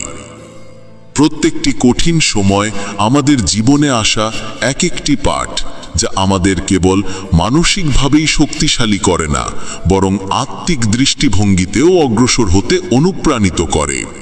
যখন আমরা জীবনের চ্যালেঞ্জগুলোকে ভগবানের দেওয়া এক একটি পরীক্ষা বলে মনে করি, তখন আমরা প্রতিটি পরিস্থিতিকে শান্তি ও ধৈর্যের সঙ্গে গ্রহণ করতে শিখি। বন্ধুরা, ভগবান শ্রীকৃষ্ণ বলেন, জীবনে সুখ দুঃখ উভয়ই আমাদের কর্মের ফল। তাই এগুলো থেকে পালিয়ে নয়, বরং বোঝাপড়া করে তাদের সম্মুখীন হওয়া উচিত। যখন আমরা আমাদের দুঃখ ও সমস্যার কারণ অন্যের উপর চাপিয়ে দিই, তখন আমরা নিজেদের দুর্বল বানিয়ে ফেলি।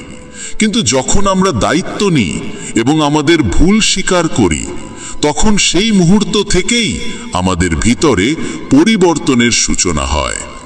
শ্রীকৃষ্ণ গীতায় বলেন, যে ব্যক্তি তার দায়িত্ব থেকে পিছু হটে, সে কখনো প্রকৃত সুখ ও শান্তি লাভ করতে পারে না। কারণ আত্মার পরিশুদ্ধি তখনই সম্ভব যখন আমরা আমাদের দায়িত্ব যথাযথভাবে পালন করি, তা হোক পরিবার, সমাজ বা নিজের আত্মার প্রতি। প্রত্যেক মানুষকে উচিত নিজের কর্মের মূল্যায়ন করা এবং জীবনকে অন্যকে দোষ না দিয়ে আত্ম অনুসন্ধানের সঙ্গে বাঁচা।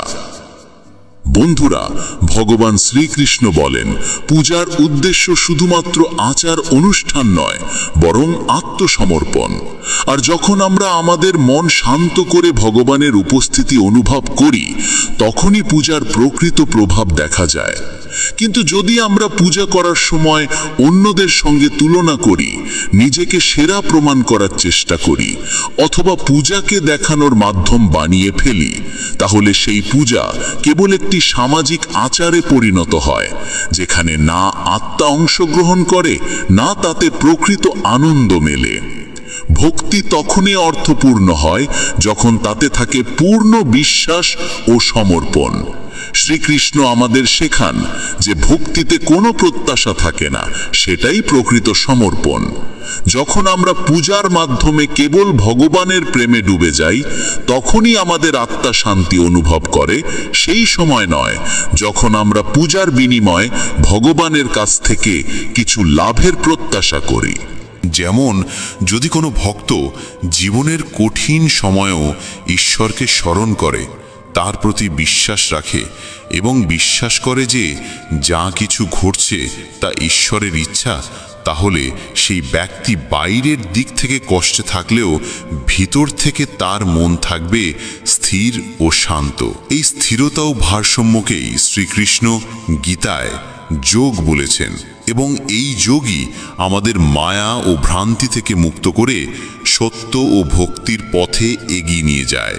এই জন্যই প্রয়োজন যেন আমরা পূজাকে কেবল এক প্রথা বলে না দেখি, বরং জীবনের কেন্দ্রবিন্দু করে তুলি, যেখানে আমাদের প্রতিটি অনুভূতি, চিন্তা ও কর্ম ঈশ্বরের প্রতি নিবেদিত হয়। যদি আমাদের ভক্তিতে দেখানো ও অহংকারের সংমিশ্রণ থাকে, তাহলে তা কেবল এক খালি প্রচেষ্টা হয়ে দাঁড়ায়, যা আত্মাকে কোনো আনন্দ দেয় না। কিন্তু যখন আমরা প্রতিদিন সত্যিকারের আবেগ ও নিঃস্বার্থ মনে ঈশ্বরের উপাসনা করি, তখন আমাদের জীবনে ছড়িয়ে পড়ে ইতিবাচকতা, শান্তি ও তৃপ্তির আলো। শ্রীকৃষ্ণ বলেন, প্রকৃত ভক্ত সেই যে কঠিন সময়েও ঈশ্বরকে ভুলে না যায়, বরং প্রতিটি পরিস্থিতিতে তাকে স্মরণ করে এবং তার পূজাকে দায়িত্বের মতো পালন করে। এই ধরনের ভক্তি জীবনকে পবিত্র করে তোলে এবং আমাদের মনের ভিতর আলোর জ্যোতি জ্বালায়। বন্ধুরা, ভগবান শ্রীকৃষ্ণ বলেন, যখন পূজায় অহংকারের অবসান ঘটে এবং মনে কেবল নিষ্ঠা থেকে যায়, তখন সেই পূজা আমাদের জীবনকে দেবত্বে পূর্ণ করে তোলে। তাই অত্যন্ত প্রয়োজন যেন আমরা আমাদের হৃদয়কে নির্মল রাখি এবং ঈশ্বরের চরণে আমাদের সমর্পণকে পূর্ণতা সহকারে অর্পণ করি। কারণ একমাত্র সেই পূজাই সফল যেখানে নেই কোনো স্বার্থ, নেই কোনো খ্যাতির বাসনা, থাকে শুধু প্রেম, শ্রদ্ধা এবং আত্মিক অনুভূতি। যখন পূজাকে আমরা এক অভ্যন্তরীণ অনুভব হিসেবে গ্রহণ করি এবং তাকে আমাদের কর্ম ও আচরণে প্রকাশ করি, তখনই আমরা ঈশ্বরের সঙ্গে সত্যিকারের সংযোগ স্থাপন করতে পারি এবং সেই সংযোগই আমাদের জীবনকে শান্তি ও ভারসাম্যের পথে এগিয়ে নিয়ে যায়।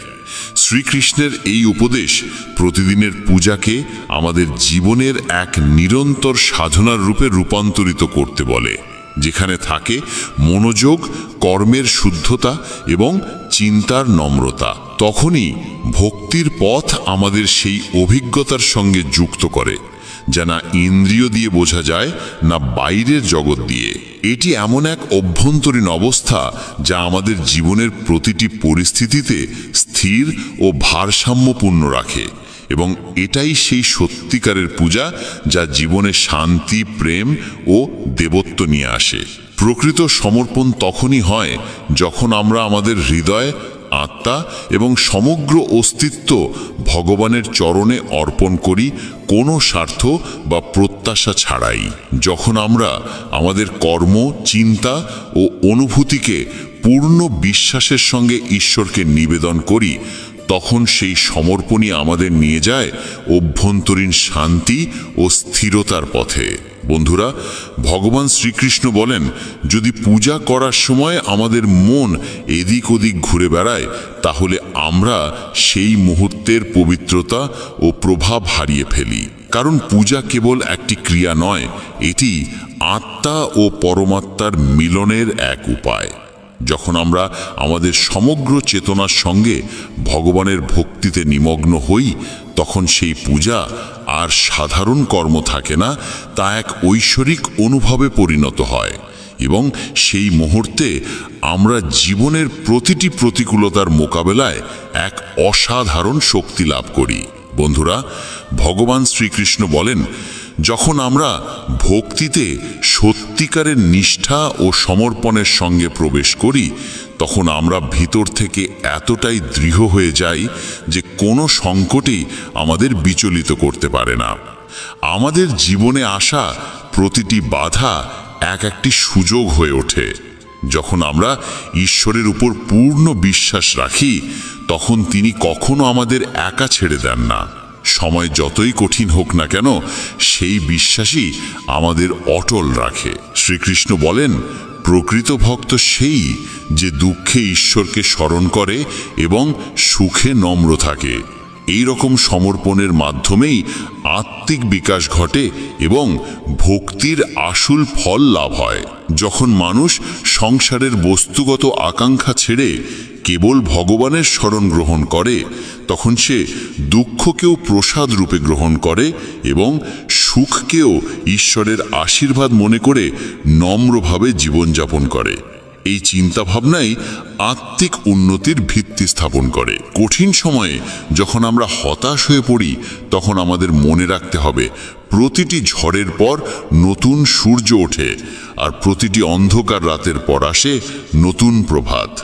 আমাদের শুধু সেই প্রভাত দেখার অপেক্ষায় সাহস ধরে রাখতে হবে। বন্ধুরা, ভগবান শ্রীকৃষ্ণ বলেন, জীবনে যে কষ্টগুলো আসে তা আমাদের আত্মাকে শুদ্ধ করার জন্য এবং আমাদের সংকল্পকে মজবুত করার জন্য আসে। তাই কষ্টের ভয় না পেয়ে সেই কষ্টের মোকাবেলা করার শক্তি আমাদের ভিতরে জাগিয়ে তুলুন। কারণ যখন আমরা ভগবানে সম্পূর্ণ বিশ্বাস রাখি এবং নিজের উপর আস্থা রাখি, তখন আমরা যে কোনো পরিস্থিতিকে অতিক্রম করতে পারি। আমাদের বুঝতে হবে যে জীবনে যা কিছু ঘটছে তা আমাদের আত্মিক অগ্রগতিরই অংশ, এবং সেই কষ্টই একদিন অভিজ্ঞতা হয়ে আমাদের আরও দৃঢ় করে তোলে। বন্ধুরা, আজকের জন্য এতটুকুই। যদি আপনি আমাদের মেসেজ অব ধর্ম চ্যানেলে প্রথমবার এসেছেন, তাহলে অবিলম্বে সাবস্ক্রাইব করুন, যাতে আপনি এইভাবে আরও জ্ঞান সমৃদ্ধ কাহিনী শুনতে পারেন। মন্তব্যে অবশ্যই জানাবেন আজকের এই প্রসঙ্গ আপনার কেমন লাগলো। আর হ্যাঁ, যদি আপনার হৃদয়ে ভগবান শ্রীকৃষ্ণের প্রতি সত্যিকারের শ্রদ্ধা থাকে, তাহলে এই ভিডিওটিকে একটি লাইক করে এবং মন্তব্যে জয় শ্রীকৃষ্ণ অবশ্যই লিখবেন। জয় শ্রীকৃষ্ণ। রাধে রাধে।